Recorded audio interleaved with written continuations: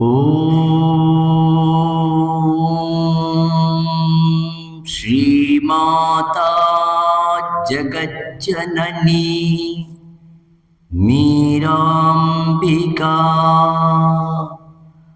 ಓಂ ಮೂಲತೋ ರಾಮಕೃಷ್ಣಾಯ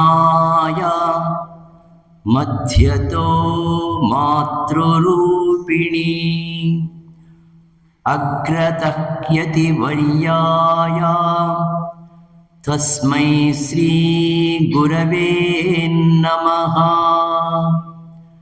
ಲಕ್ಷ್ಮೀ ನೃಸಿಂಹ ಗುರುರಾಜಕರಾಬ್ಜಜಾತಂ ಸತ್ಸಾಂಪ್ರದಾಯ ಸಮವಪ್ತ ಸಮಸ್ತ ವಿದ್ಯಂ ಆಧ್ಯಾತ್ಮನಿಷ್ಠಮಮಲಂ ಪರಿಶುದ್ಧಚಿತ್ತಂ ಸಿಂಹಾದ್ರಿನಾಮಕ ಗುರುಂ ಪ್ರಣತೋಸ್ಮಿ ನಿತ್ಯಂ. ಪರಮ ಪವಿತ್ರವಾಗಿರುವ ಜ್ಞಾನ ಮಂದಿರದಲ್ಲಿ ಭಕ್ತಿ ಶ್ರದ್ಧೆಗಳಿಂದ ಉಪಸ್ಥಿತರಾದ ನಿಮ್ಮೆಲ್ಲರ ಹೃದಯಾಂತವರ್ತಿಯಾಗಿದೆ ದೀಪ್ಯಮಾನವಾಗಿ ಪ್ರಕಾಶಿಸುವ ಪರಬ್ರಹ್ಮ ಚೈತನ್ಯವನ್ನು ಸ್ಮರಿಸುತ್ತಾ ಭಜಿಸುತ್ತಾ ನಮಿಸುತ್ತಾ ತ್ರಿಮತಾಚಾರ್ಯರ ಪಾದಾರವಿಂದಗಳಿಗೆ ಅನೇಕ ಮಹಾತ್ಮರ ಪಾದಾರವಿಂದಗಳಿಗೆ ಶಿರಸಾಷ್ಟಾಂಗ ನಮಸ್ಕಾರಗಳನ್ನು ಭಕ್ತಿಪೂರ್ವಕವಾಗಿ ಸಮರ್ಪಣೆಯನ್ನು ಮಾಡುತ್ತಾ ಈ ಕ್ಷೇತ್ರದ ಮೂಲ ಋಷಿವರ್ಯರಾಗಿರ್ತಕ್ಕಂಥ ಮಾತಾ ತ್ಯಾಗಮಯ್ಯ ಅವರನ್ನು ವಂದನೆಗಳನ್ನು ಆಚರಣೆ ಮಾಡುತ್ತಾ ಸಾಕ್ಷಾತ್ ದೈವ ಸ್ವರೂಪಿಗಳು ಆತ್ಮಸ್ವರೂಪಿಗಳಾಗಿರುವ ನಿಮ್ಮೆಲ್ಲರಿಗೂ ವಿನಯಪೂರ್ವಕವಾಗಿರ್ತಕ್ಕಂಥ ವಂದನೆಗಳು. ನಾವು ಮನೆಗಳಲ್ಲಿ ಪೂಜೆಯನ್ನು ಮಾಡುವುದು ಅದು ಶ್ರೇಷ್ಠವಾಗಿರುವ ಒಂದು ಸತ್ಕರ್ಮ. ಪೂಜೆ ಏಕೆ ಮಾಡಬೇಕು ಅನ್ನೋದು ಇದು ವಿಚಾರಕ್ಕೆ ಸಂಬಂಧವಾಗಿರ್ತಕ್ಕಂಥ ವಿಷಯವಾಗಿದ್ದರೂ ನಮ್ಮ ಹಿರಿಯರು ಪೂರ್ವಿಕರು ನಮಗೆ ಒಂದು ಹಾದಿಯನ್ನು ಹಾಕಿಕೊಟ್ಟಿದ್ದಾರೆ. ಯದ್ಯತ್ ಆಚರತಿ ಶ್ರೇಷ್ಠ ತತ್ತದೇವ ಇತರೇ ಜನಾಃ. ಅವರು ಆ ಹಾದಿಯನ್ನು ಯಾತಕ್ಕೆ ಹಾಕಿದ್ದಾರೆ ಅಂದರೆ ನಮಗೋಸ್ಕರ ಮಾಡಿದ್ದಾರೆ, ಅವರ ಉದ್ಧಾರಕ್ಕೋಸ್ಕರ ಅಲ್ಲ.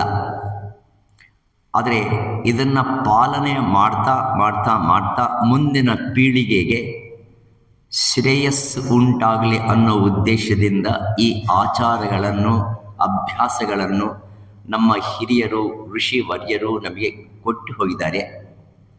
ಅದರಂತೆ ನಾವು ಪ್ರತಿದಿನ ಬೆಳಗ್ಗೆ ಸ್ನಾನಾನಂತರವು ಮನೆಯಲ್ಲಿರ್ತಕ್ಕಂಥ ಯಜಮಾನ ಮಾಡ್ತಕ್ಕಂಥ ಪ್ರಥಮ ಕರ್ತವ್ಯ ಏನೆಂದರೆ ಸ್ನಾನ ಮಾಡಿದ ಮೇಲೆ ಸಂಧ್ಯಾವಂದನಾದಿ ಕ್ರಿಯೆಗಳು ಇದ್ದರೆ ಆ ಸಂಧ್ಯಾವಂದನವನ್ನು ಮಾಡಿ ದೇವತಾರ್ಚನೆಯನ್ನು ಮಾಡ್ತಾರೆ. ದೇವತಾರ್ಚನೆಯನ್ನು ಮಾಡುವಾಗ ಷೋಡಶೋಪಚಾರ ಪೂಜೆಯನ್ನು ಮಾಡ್ತಾರೆ. ಮೊದಲನೇದಾಗಿ ಧ್ಯಾನ ಮಾಡ್ತಾರೆ. ಆ ಧ್ಯಾನ ಆದ ಮೇಲೆ ಆಸನವನ್ನು ಕೊಡ್ತಾರೆ ಭಗವಂತನಿಗೆ. ಅದಾದ ಮೇಲೆ ಪಾದ್ಯವನ್ನು ಕೊಡ್ತಾರೆ. ಆದಮೇಲೆ ಅರ್ಘ್ಯವನ್ನು ಕೊಡ್ತಾರೆ. ಅದಾದ ಮೇಲೆ ಅರ್ಘ್ಯವನ್ನು ಕೊಟ್ಟ ಮೇಲೆ ಕಾಲು ಚೆನ್ನಾಗಿ ತೊಳಿತಾರೆ. ಸ್ನಾನಂ ಕರಿಷ್ಯಾಮಿ. ಸ್ನಾನಾನಂತರಂ ಏನು ಮಾಡ್ತಾರೆ ಅಂದರೆ ವಸ್ತ್ರಂ ಧಾರಯಾಮಿ. ನಾವೇನು ಮಾಡ್ತೀವೋ ಅದೆಲ್ಲ ದೇವರಿಗೆ. ವಸ್ತ್ರಂ ಧಾರಯಾಮಿ. ವಸ್ತ್ರ ಆದ ಮೇಲೆ ಗಂಧಂ ಸಮರ್ಪಯಾಮಿ. ಯಜ್ಞೋಪವೀತ ಇರತಕ್ಕಂಥ ಪದ್ಧತಿ ಇದ್ದರೆ ಯಜ್ಞೋಪವೀತಂ ಸಮರ್ಪಯಾಮಿ. ಗಂಧಂ ಸಮರ್ಪಯಾಮಿ. ಅಲಂಕರಣಾರ್ಥೇ ಕುಂಕುಮಾನ್ ಸಮರ್ಪಯಾಮಿ. ಪುಷ್ಪಾಕ್ಷತಾನ್ ಸಮರ್ಪಯಾಮಿ. ಅದಾದ ಮೇಲೆ ಒಂದು ಅಷ್ಟೋತ್ತರವೋ ಅಥವಾ ಸಹಸ್ರನಾಮವೋ ಎಲ್ಲ ಹೇಳಿದ ನಂತರ ಇದೆಲ್ಲ ಆಯಿತು ಸ್ವಾಮಿ, ನಿನಗೆ ಧೂಪಮಾಘ್ರಾಪಯಾಮಿ. ಅದಾದಮೇಲೆ ದೀಪಂ ದರ್ಶಯಾಮಿ. ಆಮೇಲೆ ಮಹಾನೈವೇದ್ಯಂ ಸಮರ್ಪಯಾಮಿ. ಆದಮೇಲೆ ಮಂತ್ರಪುಷ್ಪಂ ಸಮರ್ಪಯಾಮಿ. ದೀಪಂ ಸಮರ್ಪಯಾಮಿ ಆದಮೇಲೆ ಮಂತ್ರಪುಷ್ಪಂ ಅಂತಂದು ಹೇಳ್ತೀವಿ. ಬಹುಶಃ ಅನೇಕ ಜನಗಳಿಗೆ ಆ ಮಂತ್ರಪುಷ್ಪ ಗೊತ್ತಿದೆ ಅಂತ ಕಾಣಿಸ್ತೆ ಇಲ್ಲಿ ಆತ್ಮೀಯರಿಗೆ. ಗೊತ್ತಿಲ್ಲ ಇದ್ದರೆ ಒಂದು ಸಾರ್ತಿ ಮಂತ್ರಪುಷ್ಪ ಏನಿದೆ ಅಂತ ನೋಡಿ. ಕಲಿಯೋದು ಒಂದಾದರೆ ಅರ್ಥ ಮಾಡಿಕೊಳ್ಳೋದು ಇನ್ನೊಂದು. ಅದರಲ್ಲಿ ಎರಡು ಶ್ಲೋಕಗಳನ್ನು ನಾನು ನಿಮ್ಮ ಮುಂದೆ ಇಡೋದಕ್ಕೆ ಪ್ರಯತ್ನ ಪಡ್ತೀನಿ. ನಾರಾಯಣಂ ಅಂತರ್ಬಹಿಶ್ಚ ತತ್ಸರ್ವಂ ವ್ಯಾಪ್ಯ ನಾರಾಯಣ ಸ್ಥಿತಃ ಅನಂತಮವ್ಯಯಂ ಸರ್ವಂ. ಇದು ಒಂದು ಮಂತ್ರ ನಾರಾಯಣನ ಬಗ್ಗೆ. ಇಲ್ಲಿ ನಾರಾಯಣ ಅಂದರೆ ಕೇವಲ ಕೇಶವ ಅಂತ ತಿಳ್ಕೊಬೇಡಿ. ನಾರಂ ಯಸ್ಯ ಸಹ ನಾರಾಯಣ, ಸರ್ವವ್ಯಾಪಿಯಾಗಿರ್ತಕ್ಕಂಥ ಯಾವ ಸ್ವರೂಪವಿದೆಯೋ, ಬ್ರಹ್ಮಸ್ವರೂಪವಿದೆಯೋ ಅದು ನಾರಾಯಣ. ಶಿವ ಅಂದ್ರೂ ಅದೇ, ನಾರಾಯಣ ಅಂದ್ರೂ ಒಂದೇ, ವೀರಭದ್ರ ಅಂದ್ರೂ ಒಂದೇ. ನೀವೇನೇ ಹೇಳಿ ಎಲ್ಲ ಒಂದೇ. ಆ ನಾರಾಯಣ ಎಲ್ಲಿದ್ದಾನೆ ಅಂದರೆ ಅಂತರ್ಬಹಿಸ್ಸ ತತ್ಸರ್ವಂ ವ್ಯಾಪ್ಯ ನಾರಾಯಣ ಸ್ಥಿತಃ. ಒಳಗಡೆನೂ ಪೂರ್ಣವಾಗಿದ್ದಾನೆ, ಹೊರಗಡೆನೂ ಇದ್ದಾನೆ. ಅಂಥ ನಾರಾಯಣನು ಸೂಕ್ಷ್ಮಾತಿ ಸೂಕ್ಷ್ಮ ರೂಪವಾಗಿ ನನ್ನಲ್ಲಿ ಇದ್ದಾನೆ. ಅದನ್ನು ಮಂತ್ರಪುಷ್ಪದಲ್ಲಿ ಹೇಳ್ತೀವಿ. ನೀಲತೋ ಯದ ಮಧ್ಯಸ್ಥ ದ್ವಿದ್ಯುಲ್ಲೇಖೇವ ಭಾಸ್ವರ ನೀವಾರ ಶೂಕವತ್ತನ್ವೇ ಪೀತಾಭಾಸ್ವತ್ಯನೂಪಮಾ ತಸ್ಯ ಶಿಖಾಯಾ ಮಧ್ಯೆ ಪರಮಾತ್ಮ ವ್ಯವಸ್ಥಿತಃ ಸ ಬ್ರಹ್ಮ ಸ ಶಿವಸ್ಯ ಸ ಹರಿಸೇಂದ್ರ ಸೋಕ್ಷರ ಪರಮಂ ಸ್ವರಾಟ್. ಓಂ ತದ್ ಬ್ರಹ್ಮ, ಓಂ ತದ್ವಾಯು, ಓಂ ತದಾತ್ಮ, ಓಂ ತತ್ಸರ್ವಂ, ಓಂ ತತ್ಪುರೋ ನಮಃ. ಇವು ಎರಡು ಮಂತ್ರಗಳನ್ನು ನಾನು ಹೇಳಿರ್ತಕ್ಕಂಥ ಉದ್ದೇಶ ಇಷ್ಟೇ. ಭಗವಂತನು ಸರ್ವವ್ಯಾಪಕವಾಗಿ ಹೊರಗಡೆನೂ ಇದ್ದಾನೆ, ಇಲ್ಲದ ಇರ್ತಕ್ಕಂಥ ಜಾಗನೇ ಇಲ್ಲ. ನೀವು ಹೊರಗಡೆ ನೋಡಿದಷ್ಟು ಸೀಮೆ ಉಲ್ಲಂಘನ ಮಾಡಿದ್ದಾರೆ. ಸೀಮೆ ಅನ್ನೋದೇ ಇಲ್ಲ. ಅಂಥ ವ್ಯಾಪಕವಾಗಿರ್ತಕ್ಕಂಥ ವಸ್ತು ನಾವು ನೋಡೋಕ್ಕಾಗುತ್ತಾ? ನಾವು ಎಷ್ಟು ನೋಡ್ತೀವಿ ಹೊರಗಡೆ? ಭಗವಂತನನ್ನು ಹೊರಗಡೆ ಇದ್ದಾನೆ ಅನ್ನೋದಾದರೆ ಎಷ್ಟು ನೋಡ್ತೀವಿ? ಏನು ನೋಡ್ತೀವಿ? ನಮಗೆಲ್ಲ ನೋಡೋದು ಅಂದರೆ ಆಕಾಶ ನೋಡೋದು. ನಾವು ನೀರನ್ನು ನೋಡಲ್ಲ, ವಾಯುವನ್ನು ನೋಡಲ್ಲ, ಪೃಥ್ವಿನ ನೋಡಲ್ಲ. ನಾವು ಏನು ನೋಡ್ತೀವಿ ಅಂದರೆ ಭಗವಂತ ಎಲ್ಲಿದ್ದಾನೋ ಅಂದರೆ ಮೇಲ್ಗಡೆ ಇದೆ. ಮೇಲ್ಗಡೆ ಏನು ಕಾಣಿಸ್ತೆ? ಏನು ಕಾಣಿಸ್ತೆ? ಏನು ಕಾಣಿಸಲ್ವಾ? ಏನೇನೋ ಕಾಣಿಸ್ತೆ. ಆಕಾಶ ಕಾಣಿಸ್ತೆ, ಮೋಡ ಕಾಣಿಸ್ತೆ, ಮೋಡದ ಹಿಂದೆ ಸೂರ್ಯ ಕಾಣಿಸ್ತಾನೆ, ಅದರ ಹಿಂದೆ ನಕ್ಷತ್ರಗಳು ಕಾಣಿಸ್ತೆ, ಅದರ ಹಿಂದೆ ಯುವರ್ ಮೈಂಡ್ ಸ್ಟಾಪ್ಸ್. ಅದರ ಹಿಂದೆ ಇದೆಯೇ ಇಲ್ವೋ? ಶಾಸ್ತ್ರ ಹೇಳುತ್ತೆ, ಸೈನ್ಸ್ ಹೇಳುತ್ತೆ, ಇಂಥ ಸೂರ್ಯಗಳು ಸಾವಿರಾರು ಇದೆ. ಆ ಸಾವಿರಾರು ಸೂರ್ಯಗಳಲ್ಲಿ ಒಂದೇ ಸೂರ್ಯ ನೀನು ನೋಡಿದ್ದು. ನಿನ್ನ ಜ್ಞಾನ ಪರಿಮಿತ ಜ್ಞಾನವೋ ಅಪರಿಮಿತ ಜ್ಞಾನವೋ? ಪರಿಮಿತ ಜ್ಞಾನ. ಈ ಚಕ್ಷುವು ನೋಡಬಹುದಾಗಿರ್ತಕ್ಕಂಥ ಜ್ಞಾನ ಪರಿಮಿತ ಜ್ಞಾನವೇ ಹೊರತು ಅದು ವಿಶಾಲವಾಗಿರ್ತಕ್ಕಂಥ ಸಮಗ್ರ ಜ್ಞಾನ ಅಲ್ಲ, ಸಂಪೂರ್ಣ ಜ್ಞಾನ ಅಲ್ಲವೇ ಅಲ್ಲ. ಯಾವ ರೀತಿಯಾಗಿ ಹೊರಗಡೆ ಇರತಕ್ಕಂಥ ವಸ್ತುಗಳ ಜ್ಞಾನವೇ ಅಸಂಪೂರ್ಣವೋ ಅದೇ ರೀತಿಯಾಗಿ ಒಳಗಡೆ ನೋಡಿ. ಒಳಗಡೆ ನೋಡ್ತಕ್ಕಂಥ ಒಂದು ದೃಷ್ಟಿ ಇಟ್ಕೊಂಡು, ಒಳಗಡೆ ನನ್ನ ಕಣ್ಣು ನೋಡಲ್ಲ ಸ್ವಾಮಿ, ಮನಸ್ಸು ನೋಡುತ್ತೆ. ಆಯ್ತು, ನಿನ್ನ ಮನಸ್ಸಿನಿಂದನೇ ನೋಡಿ. ಮಂತ್ರಪುಷ್ಪ ಹೇಳುತ್ತೆ ಅದು. ನೀಲತೋ ಯದ ಮಧ್ಯಸ್ಥ ದ್ವಿದ್ಯುಲ್ಲೇಖೇವ ಭಾಸ್ವರ. ಕಾರ್ ಮೋಡದಲ್ಲಿ ಒಂದೊಂದು ಸಾರ್ತಿ ಒಂದು ಮಿಂಚು ಬರುತ್ತೆ. ಲೈಟ್ನಿಂಗ್ ಎಷ್ಟೊತ್ತು ಬರುತ್ತೆ? ಒಂದು ಕ್ಷಣ ಬರುತ್ತೆ. ಯಾವ ರೀತಿಯಾಗಿ ಕಾರ್ ಮೋಡಗಳಲ್ಲಿ ಬಂದಿರತಕ್ಕಂಥ ವಿದ್ಯುಲ್ಲತ ಹೇಗೆ ಇದೆಯೋ ಆ ರೀತಿಯಾಗಿ ಆ ವಿದ್ಯುಲ್ಲತ ಎಲ್ಲೋ ಅಲ್ಲ, ನಿನ್ನಲ್ಲೇ ಇದೆಯಪ್ಪ. ವಿದ್ಯುಲ್ಲೇಖೇವ ಭಾಸ್ವರ. ಮತ್ತೆ ಅಷ್ಟೇ ಅಲ್ಲ, ಅದು ಇನ್ನ ಎಷ್ಟು ಸೂಕ್ಷ್ಮಾತಿ ಸೂಕ್ಷ್ಮವಾಗಿದೆ ಅಂದರೆ ನೀವಾರ ಶೂಕವತ್ತನ್ವಿ. ನೀವಾರ ಶೂಕ ಅಂದರೆ ಭತ್ತದ ಹುಲ್ಲು. ಭತ್ತ ಇರುತ್ತಲ್ವ, ಭತ್ತದಕ್ಕೆ ಹುಲ್ಲಿರುತ್ತೆ. ಸಾಮಾನ್ಯವಾಗಿ ಆವಾಗಲೇ ನೀವು ತೆಗೆದ್ರೆ ಭತ್ತದ ಹುಲ್ಲು. ನೀವಾರ ಶೂಕ ಯತ್ತನ್ವಿ ತಸ್ಯ, ಆ ನೀವಾರ ಶೂಕದ ಶಿಖೆಯಲ್ಲಿ ಮಧ್ಯದಲ್ಲಿ ನೀವಾರ ಶೂಕ ಮತ್ತನ್ವಿ ಪೀತಾಭಾಸ್ವತ್ಯಣೂಪಮಾ ತಸ್ಯ ಶಿಖಾಯ, ಅದರ ಶಿಖೆಯಲ್ಲಿ, ನೀವಾರ ಶೂಕ ಕಾಣಿಸೋದೇ ಕಷ್ಟ, ಅದರ ಶಿಖೆಯಲ್ಲಿ ತಸ್ಯ ಶಿಖಾಯ ಮಧ್ಯೆ ಪರಮಾತ್ಮ ವ್ಯವಸ್ಥಿತ. ಪರಮಾತ್ಮ ಎಲ್ಲಿ ನೆಲೆಸಿದ್ದಾನೆ ಅಂದರೆ ಅಷ್ಟು ಸೂಕ್ಷ್ಮಾತಿ ಸೂಕ್ಷ್ಮವಾಗಿ ನಿನ್ನಲ್ಲಿ ಇದ್ದಾನೆ. ಪರಮಾತ್ಮ ವ್ಯವಸ್ಥಿತ ಸ ಬ್ರಹ್ಮ, ಸಹ ಅಂದರೆ ಅದು, ಅವನೇ, ಆ ಶಕ್ತಿಯನ್ನೇ ಬ್ರಹ್ಮ, ಸಹ ವಿಷ್ಣು, ಸಹ ಶಿವ, ಸಹ ಇಂದ್ರ, ಸಹ ಸರ್ವದೇವರು. ಮತ್ತೆ ನೀವು ಒಳಗಡೆ ಹೋದಷ್ಟು ನೀವು ಏನು ಕಾಣ್ತೀರಿ, ಎಷ್ಟು ಕಾಣೋಕ್ಕಾಗುತ್ತೆ? ನಿಮ್ಮ ಮನಸ್ಸು ಕಾಣಿಸೋದಕ್ಕೆ ಸಾಧ್ಯವಾಗದ ಇರ್ತಕ್ಕಂಥದ್ದು. ಅದಕ್ಕೋಸ್ಕರನೇ ಉಪನಿಷತ್ತು ಹೇಳುತ್ತೆ, ಕೇನೋಪನಿಷತ್ತು ಹೇಳುತ್ತೆ, ನೀನು ಏನೇನೋ ಜ್ಞಾನವನ್ನು ಪಡೆದಿದ್ದೀನಿ ಅಂತ ನೀನು ತಿಳ್ಕೊಂಡಿದೆಯೋ ಅದು ಸಂಪೂರ್ಣ ಜ್ಞಾನ ಅಲ್ಲಪ್ಪ. ಅದು ಕೇವಲ ಮಿತವಾಗಿರ್ತಕ್ಕಂಥ ಜ್ಞಾನ. ನೀನು ಸಂಪೂರ್ಣ ಜ್ಞಾನವನ್ನು ನೀನು ಹೊಂದಲೇ ಇಲ್ಲ. ಭಗವಂತನನ್ನು ನಾನು ನೋಡಿದ್ದೇನೆ ಅಂದರೆ ಶುದ್ಧ ಸುಳ್ಳು, ನೀನು ಖಂಡಿತ ನೋಡಿಲ್ಲ ಅಂತಂದರ್ಥ. ಯಾರಾದರೆ ಆ ಭಗವಂತ ಜ್ಞಾನವನ್ನು ಸಂಪೂರ್ಣವಾಗಿ ನಾನು ತಿಳ್ಕೊಂಡಿದ್ದೀನಿ ಅನ್ನೋದಾದರೆ, ಅವನ ತಿಳ್ಕೊಂಡಿರ್ತಕ್ಕಂಥ ಯಾವ ಜ್ಞಾನವಿದೆಯೋ ಅದು ಪರಿಮಿತ ಜ್ಞಾನವೇ ಹೊರತು ಸಂಪೂರ್ಣ ಜ್ಞಾನ ಅಲ್ಲ. ಅಂದರೆ ಆ ಸಂಪೂರ್ಣ ಜ್ಞಾನವನ್ನು ಹೊಂದೋದಕ್ಕೆ ಈ ಇಂದ್ರಿಯಗಳ ಮೂಲಕ ಸಾಧ್ಯವೇ ಇಲ್ಲ.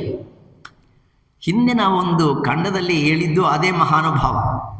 ಅಯ್ಯ, ನಿನ್ನ ನೇತ್ರಗಳು ನ ಚಕ್ಷು ನ ಗಚ್ಚತಿ, ಈ ಚಕ್ಷುಗಳು ಗಚ್ಚತಿ, ಅದು ಹೋಗೋಕ್ಕಾಗೋದಿಲ್ಲ. ವಾಕ್ ನ ಗಚ್ಚತಿ, ಪ್ರಾಣ ನ ಗಚ್ಚತಿ, ಮನಃ ನ ಗಚ್ಚತಿ. ಇವು ಯಾವ ಇಂದ್ರಿಯಗಳು ಯಾವ ವಸ್ತುವೆ ಹತ್ತಿರಕ್ಕೆ ಹೋಗೋದಕ್ಕೆ ಆಗೋದಿಲ್ಲವೋ ಅದು ಬ್ರಹ್ಮ ವಸ್ತುವಪ್ಪ. ಅಕಸ್ಮಾತ್ತಾಗಿ ಇಲ್ಲ, ನಾನು ಧ್ಯಾನವನ್ನು ಮಾಡಿ ನಾನು ಕಂಡುಕೊಂಡಿದ್ದೀನಿ, ನಾನು ನೋಡಿದ್ದೀನಿ ಅಂತಂದು ಯಾರಾದನ್ನು ಹೇಳಿದರೆ ಅವರ ಜ್ಞಾನ ಮಿತಜ್ಞಾನವ ಅಪರಿಮಿತ ಜ್ಞಾನವ ಅಂದರೆ ಅದು ಪರಿಮಿತ ಜ್ಞಾನವೇ ಹೊರತು ಅದು ಪೂರ್ಣವಾಗಿರ್ತಕ್ಕಂಥ ಜ್ಞಾನವಾಗೋದಕ್ಕೆ ಸಾಧ್ಯವೇ ಇಲ್ಲ. ಹಾಗಾದರೆ ನಾನು ನೋಡಿದ್ದೀನಿ ಅಂತಾರಲ್ವ, ಅವ್ರು ಏನನ್ನು ನೋಡಿರ್ತಾರೆ?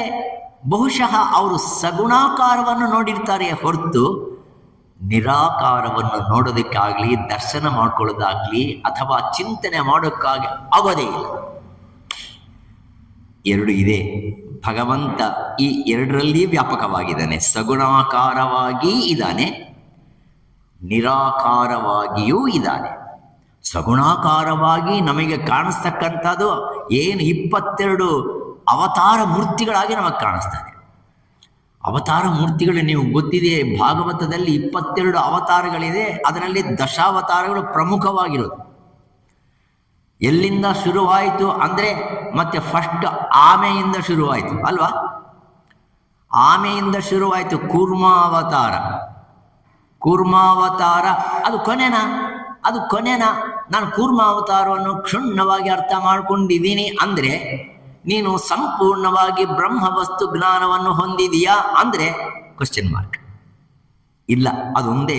It is only a part, it is only ಅನ್ ಅಂಶವು ನೋಡಿದೆಯೇ ಹೊರತು ಪೂರ್ಣವಾಗಿ ನೋಡಿಲ್ಲ.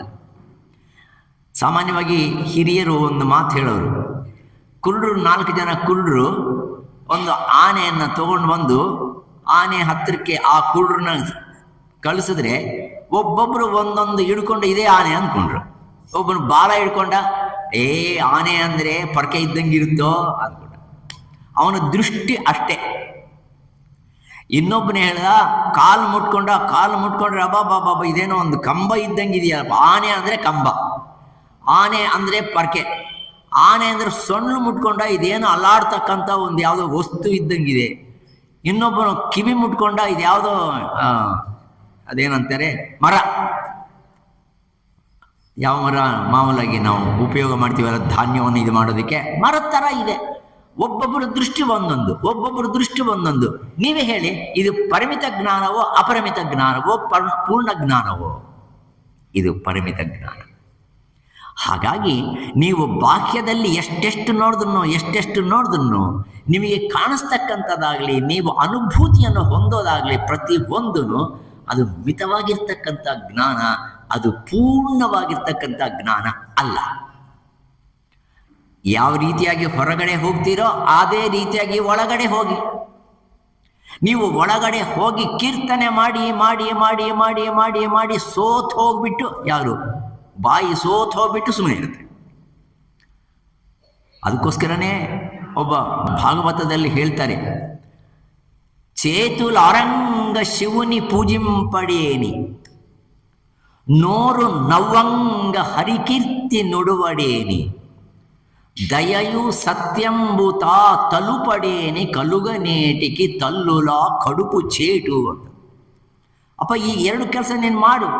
ಕೈ ಕೊಟ್ಟಿದ್ದಾನೆ, ಭಗವಂತ ಕೊಟ್ಟಿದ್ದಾನೆ, ಪೂಜೆ ಮಾಡು, ಪೂಜೆ ಮಾಡು, ಪೂಜೆ. ಎಷ್ಟೊತ್ತು ಮಾಡ್ತೀರಿ? ಇದು ಕೈಗಳು ಸೋತೋಗೋ ತನಕ ಮಾಡ್ತೀರಿ. ನಂತರ ನೀವು ಪಡಿಬೇಕಾಗಿರ್ತಕ್ಕಂಥ ಜ್ಞಾನ ಹೊಂದದ ಇದ್ದರೆ ಅದು ಅಸಂಪೂರ್ಣ ಆಗುತ್ತೋ ಪೂರ್ಣವಾಗುತ್ತೋ? ನಿಮ್ಮ ಪೂಜಾ ಗೃಹ ಪೂಜೆದಲ್ಲಿ ಮಾಡ್ತಕ್ಕಂಥ ಲೀನತೆ ಎಷ್ಟೊತ್ತು? ಗಂಟೆ ಹೊತ್ತು. ಇಲ್ಲ, ನಮ್ಮಪ್ಪ ತುಂಬ ಮುದುಕರಾಗಿಬಿಟ್ಟಿದ್ದಾರೆ, ಅಲ್ಲೇ ಕೂತಿರ್ತಾರೆ, 2 ಗಂಟೆ 3 ಗಂಟೆ ಕೂತಿರ್ತಾರೆ. ಹೊರಗಡೆ ಬಂದರೆ ಡೇಂಜರ್ ಆದ ಕಾರಣ ಒಳಗಡೆ ಕೂತಿರ್ತಾರೆ. ಆದರೆ ಎಷ್ಟೊತ್ತು ಕೂತಿರ್ತಾರೆ, ಏನು ಮಾಡ್ತಾರೆ? ನಾನು ಯಾತಕ್ಕೆ ಮಾತಾಡ್ತಾ ಇದ್ದೀನಿ, ಮಾಡಬಾರ್ದಂತಂದಲ್ಲ. ನೀವು ಏನೇ ಮಾಡಿದ್ರು ನೀವು ಪಡೆಯತಕ್ಕಂಥ ಜ್ಞಾನ ಮಿತ ಜ್ಞಾನವೇ ಹೊರತು ಅದು ಪೂರ್ಣವಾಗಿರ್ತಕ್ಕಂಥ ಜ್ಞಾನ ಅಲ್ಲ. ಆದ ಕಾರಣನೇ ಧ್ಯಾನದಿಂದ ನೀನು ಪಡೆಯತಕ್ಕಂಥದ್ದು ಅಸಂಪೂರ್ಣನೇ, ಕೀರ್ತನೆಯಿಂದ ಪಡೆಯತಕ್ಕಂಥದ್ದು ಅಸಂಪೂರ್ಣನೇ, ತೀರ್ಥಯಾತ್ರಾರ್ಥಿಗಳು ಮಾಡಿ ನಾನು ಬಡಿಯತಕ್ಕಂಥದ್ದು ಅಷ್ಟೇ. ಕೆಲವರು ಭಕ್ತರು ಪಾಪ ತುಂಬ ತೀರ್ಥಯಾತ್ರೆ ಮಾಡ್ಕೊಂಡು ಬಂದು, ಅಬ್ಬಾ ಎಷ್ಟು ಚೆನ್ನಾಗಿದ್ದಾನಪ್ಪ ಭಗವಂತ, ಅವನ ವಿಭೂತಿ ಎಲ್ಲಿ ನೋಡಿದ್ನೋ ಎಷ್ಟು ಅಂದ, ಎಷ್ಟು ಚಂದ, ಎಷ್ಟು ಪ್ರಸಾದ, ಎಲ್ಲ ಚೆನ್ನಾಗಿದೆ.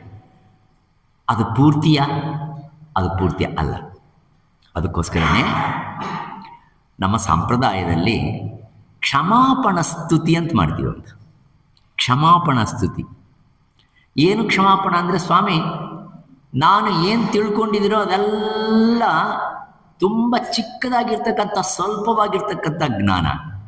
ಆ ಜ್ಞಾನದಿಂದ ನಿನ್ನನ್ನು ನಾನು ಅಳಿಯೋದಕ್ಕೆ ಅಂದರೆ ಮೆಷರ್ ಮಾಡೋದಕ್ಕೆ ಪ್ರಯತ್ನ ಪಡ್ತಾ ಇದ್ದೀನಿ. ನಾನು ತುಂಬ ತಪ್ಪು ಮಾಡ್ತಾ ಇದ್ದೀನಿ. ತ್ವದ್ಯಾತ್ರಯಾ ವ್ಯಾಪಕತಾ ಹತಾತೆ ಧ್ಯಾನೇನ ಚೇತಃ ಪರತಾ ಹತಾತೆ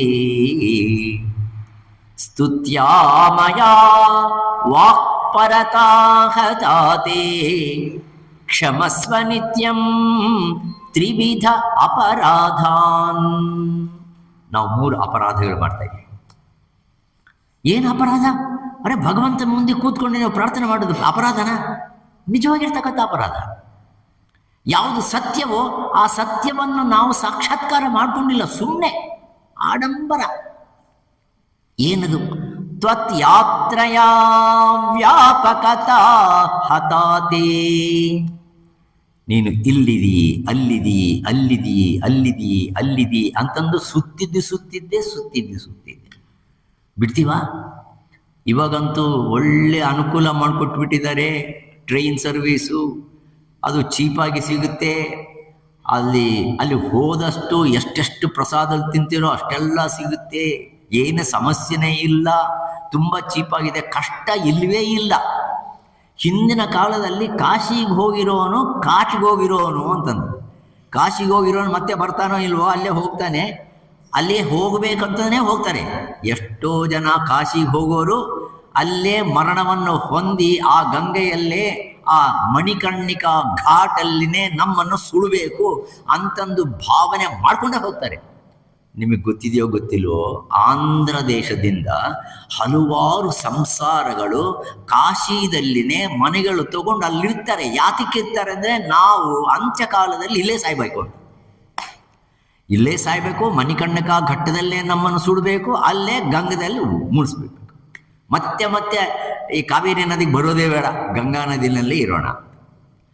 ಇದರಿಂದ ನೀನು ಎಲ್ಲೋ ಇದ್ದಾನೆ ಅಲ್ಲಿದ್ದಾನೆ ಅನ್ನೋ ಭಾವನೆಯಿಂದ ನೀನು ಹೋಗ್ತಾ ಇದೆಯಾ ಹೊರತು, ಮತ್ತೆ ಕಾಶಿಗೆ ಹೋದ್ಮೇಲೆ ಸುಮ್ಮನೆ ಇರ್ತೀರಾ? ಪಕ್ಕದಲ್ಲಿ ಗಯಾ, ಪಕ್ಕದಲ್ಲಿನೇ ಮತ್ತೆ ತ್ರ್ಯಂಬಕ, ಅಲಹಾಬಾದು, ಅದಾದ ಮೇಲೆ ಮತ್ತೆ ಇವಾಗ ಅಯೋಧ್ಯ, ಇವೆಲ್ಲ ನೋಡ್ಕೊಂಡು ಬರಬೇಕು ಬೇಡವೋ? ನೋಡ್ಕೊಂಡು ಬರಬೇಕು. ಹೋದ್ಮೇಲೆ ಎಲ್ಲ ನೋಡ್ಕೊಂಡು ಬರಬೇಕು. ಏನಂತಂದು ಹೋಗ್ತೀರಿ? ಅಲ್ಲಿದ್ದಾನೆ, ಇಲ್ಲಿದ್ದಾನೆ ಅಂತಂದು ಹೋಗ್ತಿರಲ್ವಾ? ನೀವು ಮಾಡ್ತಕ್ಕಂಥದ್ದು ಏನು ಅಂದರೆ, ಭಗವಂತ ಸರ್ವವ್ಯಾಪಕವಾಗಿರ್ತಕ್ಕಂಥ ಭಗವಂತನಿಗೆ ನೀವು ಯಾವುದೋ ಒಂದು ನಿರ್ದೇಶನವನ್ನು ಮಾಡಿ ಒಂದೊಂದು ಸ್ಥಳದಲ್ಲಿ ನೀವು ಪ್ರತಿಷ್ಠಾಪನೆ ಮಾಡಿಬಿಟ್ಟಿದ್ದೀರಲ್ವಾ? ಇದು ನೀವು ಅಪಚಾರ ಮಾಡ್ತಾ ಇಲ್ವಾ?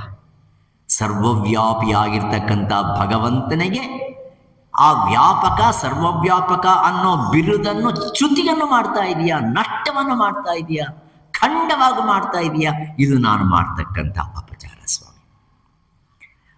ಹಿಂದೆ ಪರಮ ಪೂಜ್ಯ ಸಿಂಹಾದ್ರಿ ಸ್ವಾಮಿಗಳು ಒಂದು ಚಿಕ್ಕ ಕಥೆ ಹೇಳಿದ್ರು. ನಿಮಗೆ ಒಂದು ಎರಡು ಸರ್ತಿ ಹೇಳಿದ್ದೀನಿ ಅಂತ ಕಾಣಿಸ್ತೆ, ಇನ್ನೊಂದು ಸರ್ತಿ ಹೇಳಿದ್ರು ಚಿಂತೆ ಇಲ್ಲ, ನೀವು ತುಂಬ ಯಶಸ್ವಿಯಾಗಿ ಮರೆತೋಗಿರ್ತೀರಿ. 5 ಜನ ಮುದುಕರು ಕಾಶಿ ಯಾತ್ರೆಗೆ ಹೋದರು. ಕಾಶಿ ಯಾತ್ರೆಯಲ್ಲಿ ಒಂದು 3 ತಿಂಗಳು ಆದಮೇಲೆ ಊರಿಗೆ ಬಂದರು. ಊರಿಗೆ ಬಂದು ಅಲ್ಲಿ ಒಂದು ಶಿವಾಲಯ ಇತ್ತು, ಆ ಶಿವಾಲಯದಲ್ಲಿ ತಂಗಿದ್ರು. ಇವಾಗಲೂ ಆ ಪದ್ಧತಿ ಇದೆ, ನೇರವಾಗಿ ಮನೆಗೆ ಬರಬಾರ್ದು. ಫಸ್ಟು ಈಶ್ವರ ದೇವಸ್ಥಾನಕ್ಕೋ ಯಾವುದೋ ಒಂದು ದೇವಸ್ಥಾನಕ್ಕೆ ಹೋಗಿ ಅಲ್ಲಿ ಸಮಾರಾಧನೆ ಮಾಡಿ ಎಲ್ಲರಿಗೂ ಊಟ ಹಾಕಿ ಆಮೇಲೆ ಮನೆಗೆ ಬರಬೇಕು. ಹಾಗೆ ಪಾಪ 5 ಜನ ಬಂದರು, ಆ ಈಶ್ವರ ದೇವಸ್ಥಾನಕ್ಕೆ ಬಂದರು. ಅದು ವಿಶಾಲವಾಗಿರೋ ಈಶ್ವರ ದೇವಸ್ಥಾನ, ಹೊರಗಡೆ ಎಲ್ಲ ಮರಳು, ಬೇಕಾದಷ್ಟು ಮರಳಿದೆ. ಆ ಮರಳು ಇವಾಗ ಇದ್ದಿದ್ರೆ ಸುಮ್ಮನೆ ಇರ್ತಾ ಇದ್ರಾ? ಮರಳು ಓಡ್ಕೊಂಡು ಇದ್ರು, ಮರಳು ಇತ್ತು. ಹಾಗೆ ಆ 5 ಜನ ಬೆಳಗ್ಗೆ ಸ್ನಾನ ಮಾಡಿದ್ದಾರೆ. ಹಾಗೆ ಹೊರಗಡೆ ನೋಡ್ತಾ ಇದ್ದಾರೆ ಒಂದು ಚಿಕ್ಕ ಹುಡುಗ. ಆ ಹುಡುಗ ಏನು ಮಾಡ್ತಾ ಇದ್ದಾನೆ ಅಂದರೆ, ಒಂದು ಕಡ್ಡಿ ಪುಳ್ಳೆ ತೊಗೊಂಡಿದ್ದಾನೆ, ಅದು ಕೆದರ್ತಾ ಇದ್ದಾನೆ. ಅಲ್ಲಿ ಕೆದರ್ತಾ ಇದ್ದಾನೆ. ಏನೋ ಕೆದರ್ತಾ ಇದ್ದೇನೆ ಬಿಡಿ ಅಂದ್ಕೊಂಡ್ರು.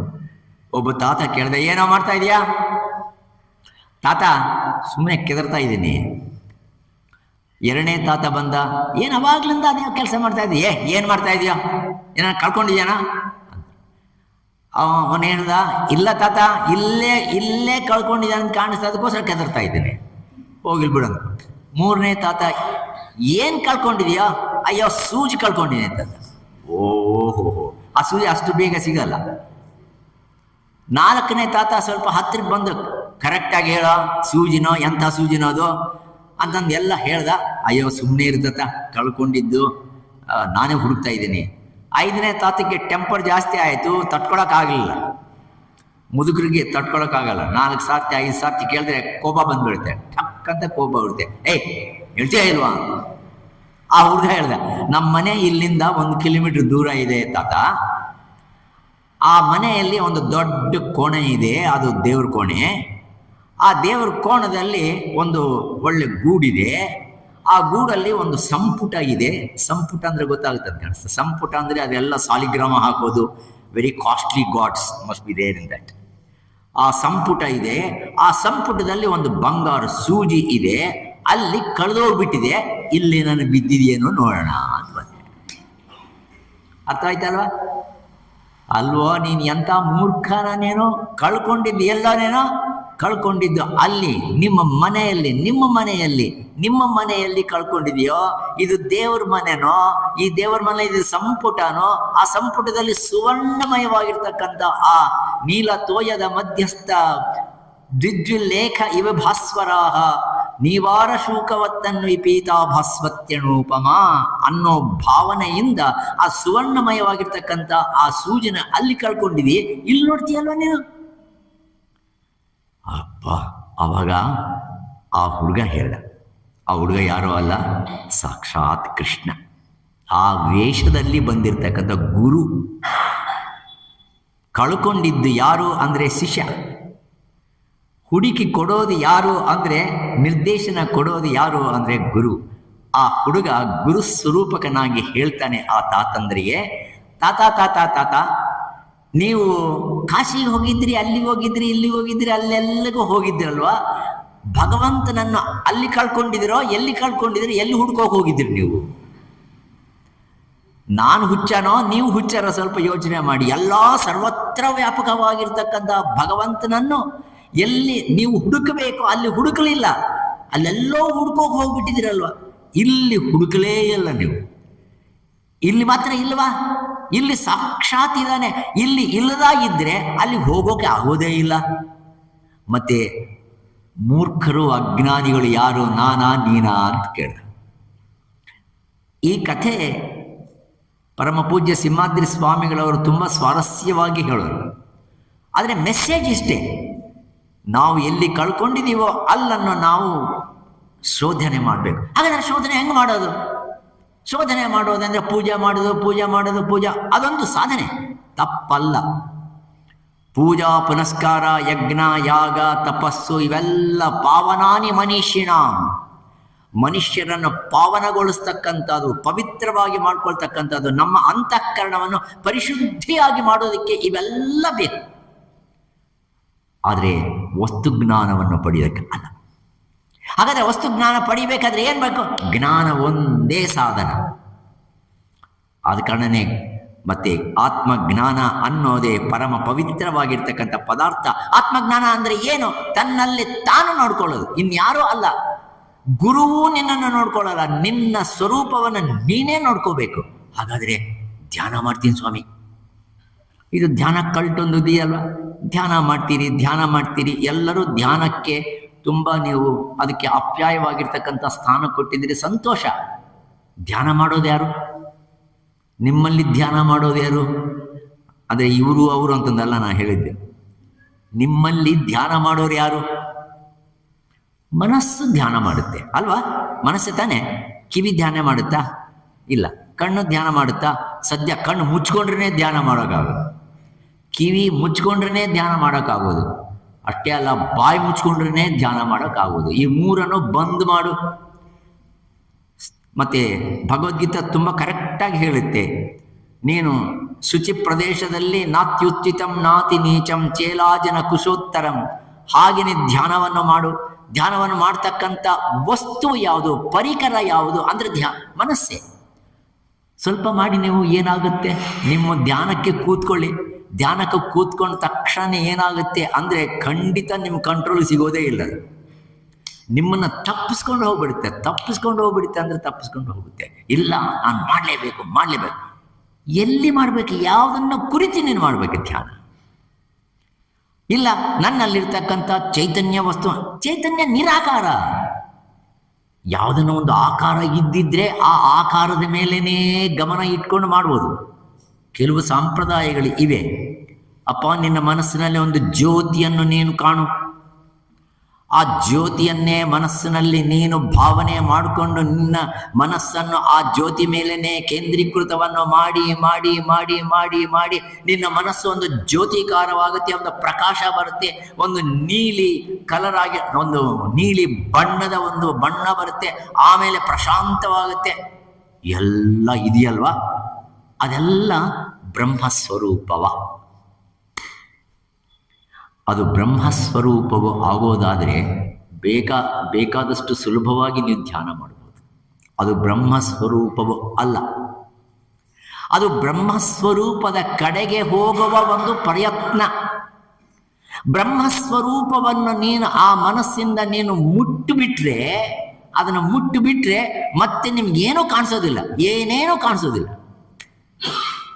ಆದ ಕಾರಣನೇ ಎರಡನೇ ಅಪಚಾರ ನಾನೇನು ಮಾಡ್ತಾ ಇದ್ದೀನಿ ಅಂದರೆ, ಧ್ಯಾನೇನ ಚೇತಃ ಪರತಃ ಹತಾತೆ. ಸ್ವಾಮಿ, ನೀನು ಧ್ಯಾನಕ್ಕೂ ಮೀರಿರ್ತಕ್ಕಂಥ ವಸ್ತುವಪ್ಪ. ನೀನು ಧ್ಯಾನಕ್ಕೆ ಗಮ್ಯವಾಗಿರೋದು, ಗುರಿಯಾಗಿ ಇಟ್ಕೊಂಡಿರ್ತಕ್ಕಂಥ ವಸ್ತು ಏನಿದೆಯೋ ಅದು ಧ್ಯಾನ ಗಮ್ಯಂ. ಆದ ಕಾರಣನೇ ಆ ಧ್ಯಾನ ಗಮ್ಯವಾಗಿರ್ತಕ್ಕಂಥ ವಸ್ತುವನ್ನು ನಾನು ನೋಡೋಕ್ಕಾಗೋದಿಲ್ಲ ಮನಸ್ಸಿಂದ. ಆದರೆ ನಾನು ಧ್ಯಾನವನ್ನು ಮಾಡಿ ನಿನ್ನನ್ನು ಹಿಡ್ಕೊಳ್ಳೋದಕ್ಕೆ ಪ್ರಯತ್ನ ಪಡ್ತಾ ಇದ್ದೀನಿ, ಆದ ಕಾರಣ ಇದೊಂದು ಅಪಚಾರ ಮಾಡ್ತಾ ಇದ್ದೀನಿ, ಅಪಚಾರ ಮಾಡ್ತಾ ಇದ್ದೀವಿ, ಆದ ಕಾರಣ ನಾಳೆಯಿಂದ ಧ್ಯಾನ ಕ್ಲಾಸು ಬಂದ್. ಅದಲ್ಲ. ಯಾರು ಧ್ಯಾನವನ್ನು ಮಾಡಿ ಭಗವಂತನ ದರ್ಶನವನ್ನು ಮಾಡ್ಕೋಬಹುದು, ಸ್ವಲ್ಪ ಯೋಚನೆ ಮಾಡಿ. ಯಾವ ಮನಸ್ಸಿನಲ್ಲಿ ಕಲ್ಮಶಗಳು ಇಲ್ಲವೋ ಅದು ಮಾತ್ರ ಆ ಧ್ಯಾನ ಕುದುರುತ್ತೆ, ಹೊತ್ತು ಇನ್ನೊಬ್ಬರಿಗೆ ಕುದುರೋದಿಲ್ಲ. ನೀನು ಮನಸ್ಸು ಕಣ್ಣು ಮುಚ್ಕೊಂಡು ತಕ್ಷಣ ನಿನಗೆ ಕಾಣಿಸ್ತಕ್ಕಂಥದ್ದು, ನೀನೇನೇನು ಸಂಕಲ್ಪವನ್ನು ಮಾಡಿದೆ ಅದೆಲ್ಲ ನಿನಗೆ ಕಾಣಿಸ್ತದೆ. The waves will be there. ಒಂದು ರೀತಿಯಾಗಿ ಮೋಡಗಳು ಯಾವ ರೀತಿಯಾಗಿ ಆಕಾಶದಲ್ಲಿ ಚಲನಾತ್ಮಕವಾಗಿ ಇರುತ್ತೋ ಅದೆಲ್ಲ ಕಾಣಿಸ್ತೆ. ನಿಧಾನವಾಗಿ ನಿಧಾನವಾಗಿ ನಿಧಾನವಾಗಿ ಅದನ್ನು ನೀನು ಸಂಯಮದಿಂದ ತಾಳ್ಮೆಯಿಂದ ಎಷ್ಟನ್ನ ಆಗಲಿ, ಅದು ಎಷ್ಟು ಹೊರಗಡೆ ಹೋಗುತ್ತೋ ಅಷ್ಟು ಒಳಗಡೆ ಮತ್ತೆ ಮತ್ತೆ ಮತ್ತೆ ಮತ್ತೆ ಮತ್ತೆ ಮತ್ತೆ ಅದನ್ನು ಒಳಗಡೆ ಸೇರಿಸಿ ಸೇರಿಸಿ ಸೇರಿಸಿ ಸೇರಿಸಿ ಅದರಲ್ಲಿ ಇರತಕ್ಕಂಥ 3 ದೋಷಗಳನ್ನು ಕಳ್ಕೊಂಡ್ರೆ ನಿರ್ದೋಷಂ ಹಿ ಸಮಂ ಬ್ರಹ್ಮ. ಅದಕ್ಕೆ 3 ದೋಷ ಇದೆ ಅಂತಾರೆ. ಮನಸ್ಸಿಗೆ ಎಷ್ಟು ದೋಷಗಳಿವೆ? 3 ದೋಷ ಇದೆ. ಆ 3 ದೋಷ ಬ್ರೀಫಾಗಿ ಹೇಳ್ತೀನಿ, ಜಾಸ್ತಿ ಹೇಳೋಕ್ಕೋಗಲ್ಲ. ಮಲದೋಷ ಅಂತಾರೆ. ಅದಕ್ಕೆ ಏನು ದೋಷ? ಮಲದೋಷ. ಕೇಳ್ತಾ ಇದ್ದೀರಾ? ಏನೋ ಡೌಟ್ ನನಗೆ, ಮತ್ತೆ ಧ್ಯಾನಕ್ಕೆ ಹೋಗ್ಬಿಟ್ರೇನೋ ಅಂತದ್ದು. ಮಲದೋಷ ಅಂತ. ಮಲದೋಷ ಅಂದ್ರೆ ಇನ್ನೇನು ಅಲ್ಲ, ಪಾಪ ಚಿಂತನ. ಪಾಪ ಮಾಡೋದಲ್ಲ, ಪಾಪ ಚಿಂತನೆ ಮಾಡೋದು. ಪಾಪ ಚಿಂತನೆ ಮೋರ್ ಡೇಂಜರಸ್ ದ್ಯಾನ್ ಡೂಯಿಂಗ್ ಪಾಪ. ಕಳ್ತನ ಮಾಡೋದಕ್ಕಂದ್ರೂ ಕಳ್ತನ ಮಾಡಬೇಕು ಅನ್ನೋ ಚಿಂತನೆ ಇದೆಯಲ್ವಾ, ಅದು ತುಂಬ ದೋಷ. ಬೇಕಾದಷ್ಟು ದುಡ್ಡು ಬಂದುಬಿಟ್ಟಿದೆ, ಅದನ್ನು ಹೆಂಗೆ ನಾನು ರಕ್ಷಣೆ ಮಾಡ್ಕೋಬೇಕು ಅಂತ ಮನಸ್ಸಿನಲ್ಲಿ ಧ್ಯಾನದಲ್ಲಿ ಅದೇ ಬರುತ್ತೆ. ಹಣನೇ ಕಾಣಿಸ್ತಾ ಇರುತ್ತೆ, ಅದೆಲ್ಲಿ ಬಚ್ಚಿಡಬೇಕು ಅಂತ ಕಾಣಿಸ್ತೆ, ಯಾರ್ಯಾರ ಹೆಸರಿನಲ್ಲಿ ಇಡಬೇಕು ಅಂತ ಕಾಣಿಸ್ತೆ, ಎಷ್ಟು ಇಂಟ್ರೆಸ್ಟ್ ಬರುತ್ತೆ ಅಂತ ಕಾಣಿಸ್ತೆ, ಯಾವ ಬ್ಯಾಂಕ್ನಲ್ಲಿ ಎಷ್ಟು, ಇದೇ ಆಗುತ್ತೆ ಹೊರತು ಅದರ ಚಿಂತನೆ ಇಲ್ಲದೆ ಇರತಕ್ಕಂಥದ್ದಾಗೋದಿಲ್ಲ. ಇದು ಪಾಪ ಚಿಂತನೆ ಅಂತಾರೆ. ಪಾಪ ಚಿಂತನೆ ಮಲದೋಷ. ಅದು ಫಸ್ಟ್ ಕಳ್ಕೊಳ್ಳಿ. ನೀವು ಅಂದ್ಕೊಳ್ಳಿ, ಧ್ಯಾನಕ್ಕೆ ಕೂತ್ಕೊಳ್ಳೋಕೆ ಮುಂಚೆ ನೀವೇನು ಅಂದ್ಕೋಬೇಕು ಅಂದರೆ, ನಾನು ಧ್ಯಾನ ಮಾಡೋವಾಗ ಏನನ್ನ ಆಗೋಗ್ಲಿ, ಆಸ್ತಿಯನ್ನ ಹೋಗ್ಲಿ, ಯಾರನ್ನ ಹೋಗ್ಲಿ, ಏನನ್ನ ಆಗಲಿ, ನಾನು ಹಿಂಗೆ ಕೂತಿರ್ತೀನಿ ಅಂತಂದು ದೃಢ ನಿಶ್ಚಯವಾಗಿ ಕೂತ್ಕೊಳ್ಳಿ. ಆವಾಗ ಮಲದೋಷ ಇರೋದಿಲ್ಲ. ಸ್ವಲ್ಪ ಹೊತ್ತು ಅದಾದಮೇಲೆ ಎಲ್ಲಿಂದ ಬರುತ್ತೋ ಒಂಥರ ಗೊಗ್ಗ ಬಂದಂಗೆ. ಸಾಮಾನ್ಯವಾಗಿ ಮಕ್ಕಳಿಗೆ ಹೇಳ್ತೀವಿ, ಗೊಗ್ಗ ಬರುತ್ತೆ ನೋಡು, ಇಲ್ಲಿ ಗೊಗ್ಗ ಬರುತ್ತೆ ನಿನಗೆ. ಯಾವ ಗೊಗ್ಗ? ನಿನ್ನನ್ನು ಆ ಮನಸ್ಸು ಭಗವಂತನಿಂದ ತಪ್ಪಿಸಿರ್ತಕ್ಕಂಥ ಗೊಗ್ಗ ಒಂದು ಬರುತ್ತೆ. ಅದು ಮಲದೋಷ. ಇನ್ನೊಂದು ದೋಷ ಇದೆ ಅದಕ್ಕೆ. ಎಲ್ಲರ ಅನುಭವ ಇದೆ, ನನ್ನ ಅನುಭವ ಇದೆ, ನಿಮ್ಮ ಅನುಭವ ಇದೆ, ಎಲ್ಲರ ಅನುಭವ ಇದೆ. ಎರಡನೇ ದೋಷ ಇದೆ, ತುಂಬ ಚಂಚಲತೆ. ಒಂದು ಕಡೆ ಇರೋದೇ ಇಲ್ಲ ಈ ಮನಸ್ಸು. ಇರುತ್ತಾ? ಚಂಚಲಂ ಹಿ ಮನಃ ಕೃಷ್ಣ ಪ್ರಮಾದಿ ಬಲವದೃಢಂ ತಸ್ಯಾಹಂ ನಿಗ್ರಹಂ ಮನ್ಯೆ ವಾಯೋರಿವ ಸುದುಷ್ಕರಂ. ವಾಯುವನ್ನು ಬಂಧನೆ ಮಾಡೋದು ಸುಲಭವೇನೋ, ಈ ಮನಸ್ಸನ್ನು ನಿಗ್ರಹ ಮಾಡೋದಕ್ಕೂ ತುಂಬ ಕಷ್ಟ ಆಗಿದೆ ಕೃಷ್ಣ, ಏನು ಮಾಡಲಿ? ಅರ್ಜುನ ಕೇಳ್ತಾನೆ. ಅಸಂಶಯಂ ಮಹಾಬಾಹು. ಸಂಶಯವಿಲ್ಲಪ್ಪ, ನೀನು ಹೇಳಿದ್ದು ಕರೆಕ್ಟ್. ಆದರೆ ಅಭ್ಯಾಸ ಏನತು ಕೌಂತೆಯ ವೈರಾಗ್ಯೇಣ ಚ ಗೃಹ್ಯತೆ. ಅಭ್ಯಾಸ ಮಾಡಪ್ಪ. ಒಬ್ಬ ಹುಡುಗನಿಗೆ ABCD ಬರೀಬೇಕು, ಏನು ಕೊಕ್ಕರ ಗೀತೆಗಳೆಲ್ಲ ಇಡ್ತಾನೆ. ನೀವೇನು ಹೇಳ್ತೀರ ಅವಾಗ? ಅಭ್ಯಾಸ ಮಾಡು. ಹೋಮ್ವರ್ಕ್. ಏನು ಹೋಮ್ವರ್ಕ್? 4 page homework, ABCD ಬರೆಯೋದೆ. ಬರೆದು ಮಗು ಏನಾಗುತ್ತೆ ಅಂದರೆ ಆ ABCDನ ಅಚ್ಚುಕಟ್ಟಾಗಿ ಬರೀತಕ್ಕಂಥದ್ದು ಕಲಿಯುತ್ತೋ ಇಲ್ವಾ? ಅದೇ ರೀತಿಯಾಗಿ ನಿನ್ನ ಮನಸ್ಸಿಗೆ ಅದೇ ಹೇಳಪ್ಪ, ಆ ಕಡೆ ಈ ಕಡೆ ಹೋಗಬೇಡ, ಈ ಕಡೆ ಆ ಕಡೆ ಹೋಗಬೇಡ, ಒಂದೇ ಕಡೆ ಇರು ಅಂತಂದು ಹೇಳಿ ಅದನ್ನು ಬಂಧನೆ ಮಾಡಿ ಒಂದು ದಿಗ್ಬಂಧನೆ ಮಾಡಿ ಕೂತ್ಕೋ.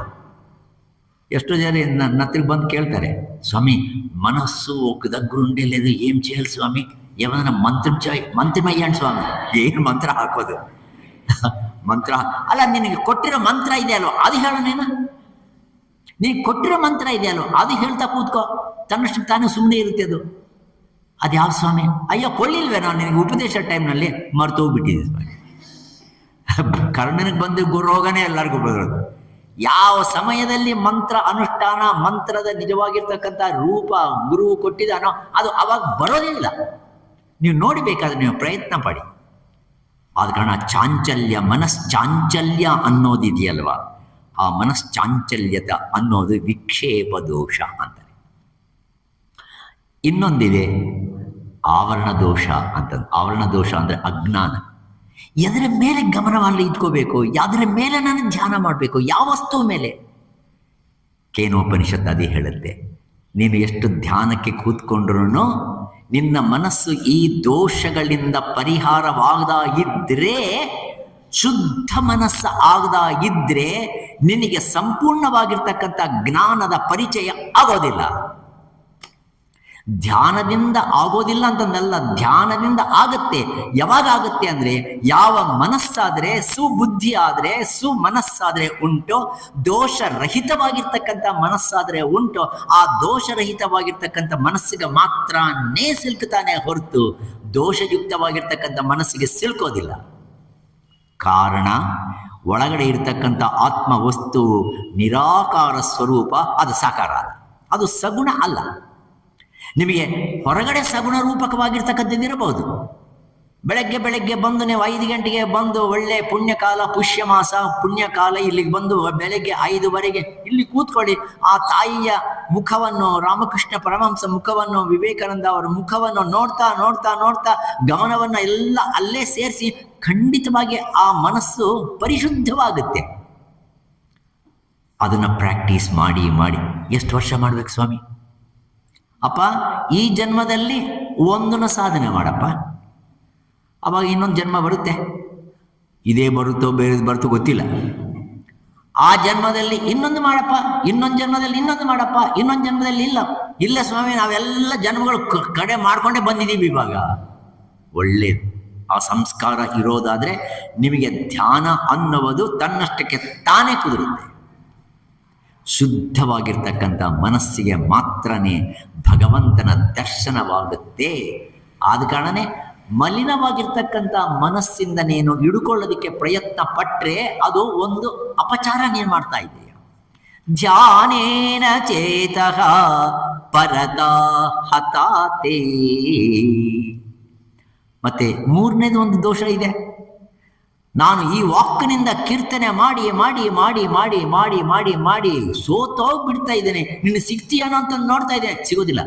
ಭಜನೆ ಮಾಡೋರು ನೋಡಬೇಕು, ಪಂಡ್ರೀಪುರದಲ್ಲಿ ಹೋಗಬೇಕು, ಭಜನೆ ಮಾಡ್ತಾರೆ.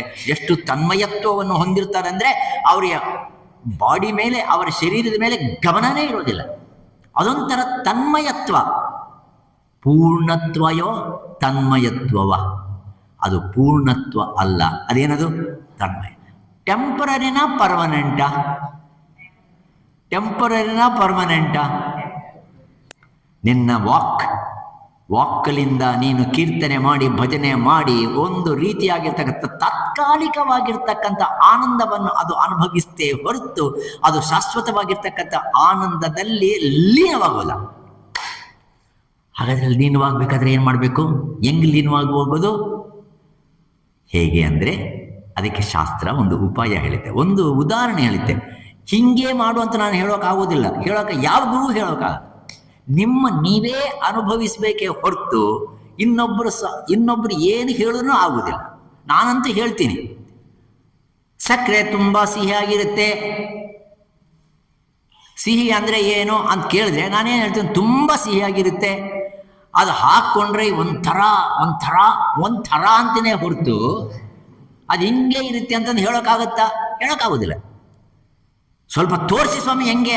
ಏನಿಲ್ಲ, ಬಾಯಿ ತೆಗಿ, ನಾನು ಹಾಕ್ತೀನಿ ಬೆಲ್ಲ, ಒಂದಲ್ಲ 2 ಉಂಟೆ ಹಾಕ್ತೀನಿ, ಅವಾಗ ಗೊತ್ತಾಗುತ್ತೆ ನೋಡಿ ನನಗೆ. ನಿಮಗೆ ಅದು ಗೊತ್ತಾದ ಮೇಲೆ ಮತ್ತೆ ನೀವು ಕೇಳೋದೇ ಇಲ್ಲ. ಅದು ಹೆಂಗಿರುತ್ತೆ ಅಂತಂದು ಕೇಳೋದೇ ಇಲ್ಲ.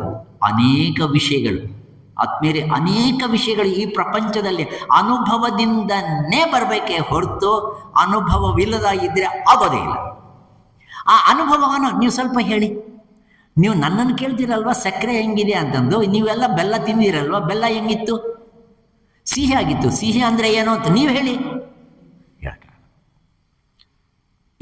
ಇದನ್ನೇ ಭಗವಂತನನ್ನು ಕುರಿತು ನೀನು ಹೇಳೋಕ್ಕೆ ಆಗೋದೇ ಇಲ್ಲ. ಆಗೋದೇ ಇಲ್ಲ. ಆದ ಕಾರಣನೇ ಭಗವಂತನನ್ನು ಅನುಭವಿಸಬೇಕೇ ಹೊರತು, ಶುದ್ಧ ಮನಸ್ಸಿಂದ ನೀವು ಅನುಭವಿಸಬೇಕೇ ಹೊರತು ಅದನ್ನು ಹೇಳೋದಕ್ಕೆ ಆಗೋದೇ ಇಲ್ಲ. ನಿನ್ನ ಮಾತುಗಳು ಅಲ್ಲಿಗೆ ಸೇರೋದೇ ಇಲ್ಲ. ವಾಕ್ನ ಗಚ್ಚತಿ, ಚಕ್ಷುರ್ನ ಗಚ್ಚತಿ, ಶ್ರೋತ್ರಂನ ಗಚ್ಚತಿ, ಯಾವುದು ಹೋಗೋದಕ್ಕೆ ಆಗೋದಿಲ್ಲ. ಅಂಥ ವಸ್ತು ಏನಿದೆಯೋ ಅದು ಬ್ರಹ್ಮ ವಸ್ತುವಪ್ಪ. ಆ ಬ್ರಹ್ಮ ವಸ್ತುವನ್ನು ಯಾರಾದರೆ ತಿಳ್ಕೊಂಡಿದ್ದಾರೋ ಅವರು ನಾನು ತಿಳ್ಕೊಂಡಿದ್ದೀನಿ ಅಂತಂದು ಹೇಳೋದೇ ಇಲ್ಲ. ಸುಮ್ಮನೆ ಇರ್ತಾರೆ ಅಷ್ಟೆ. ನೀವು ತಿಳ್ಕೊಂಡಿದ್ದೀರಾ, ನೀವು ತಿಳ್ಕೊಂಡಿದ್ದೀರಾ, ನೀವು ನೋಡಿದ್ದೀರಾ, ನೀವು ನೋಡಿದ್ದೀರಾ ಅಂತಂದು ಹೇಳಿದ್ರೆ ಸುಮ್ಮನೆ ಇರ್ತಾರೆ. ಅದಕ್ಕೋಸ್ಕರ ಒಬ್ಬರು ಮಹಾತ್ಮರು ಹೇಳಿದ್ರು, ನೀವು ఊరికే ఉంటే దేవుడు, ಗಲಾಟ చేస్తే ಜೀವುಡು. ನೀನು ಗಲಾಟ ಮಾಡಿದ್ರೆ ಜೀವುಡು. ಅಂದರೆ ಜೀವ ಅಂದರೆ ಅವನು ಪರ್ಮನೆಂಟ್ ಅಲ್ಲ, ಅವನು ಎಲ್ಲ ಇಂಪರ್ಮನೆಂಟ್. ನೀವು ಸುಮ್ಮನೆ ಇದ್ದರೆ ದೇವರಪ್ಪ.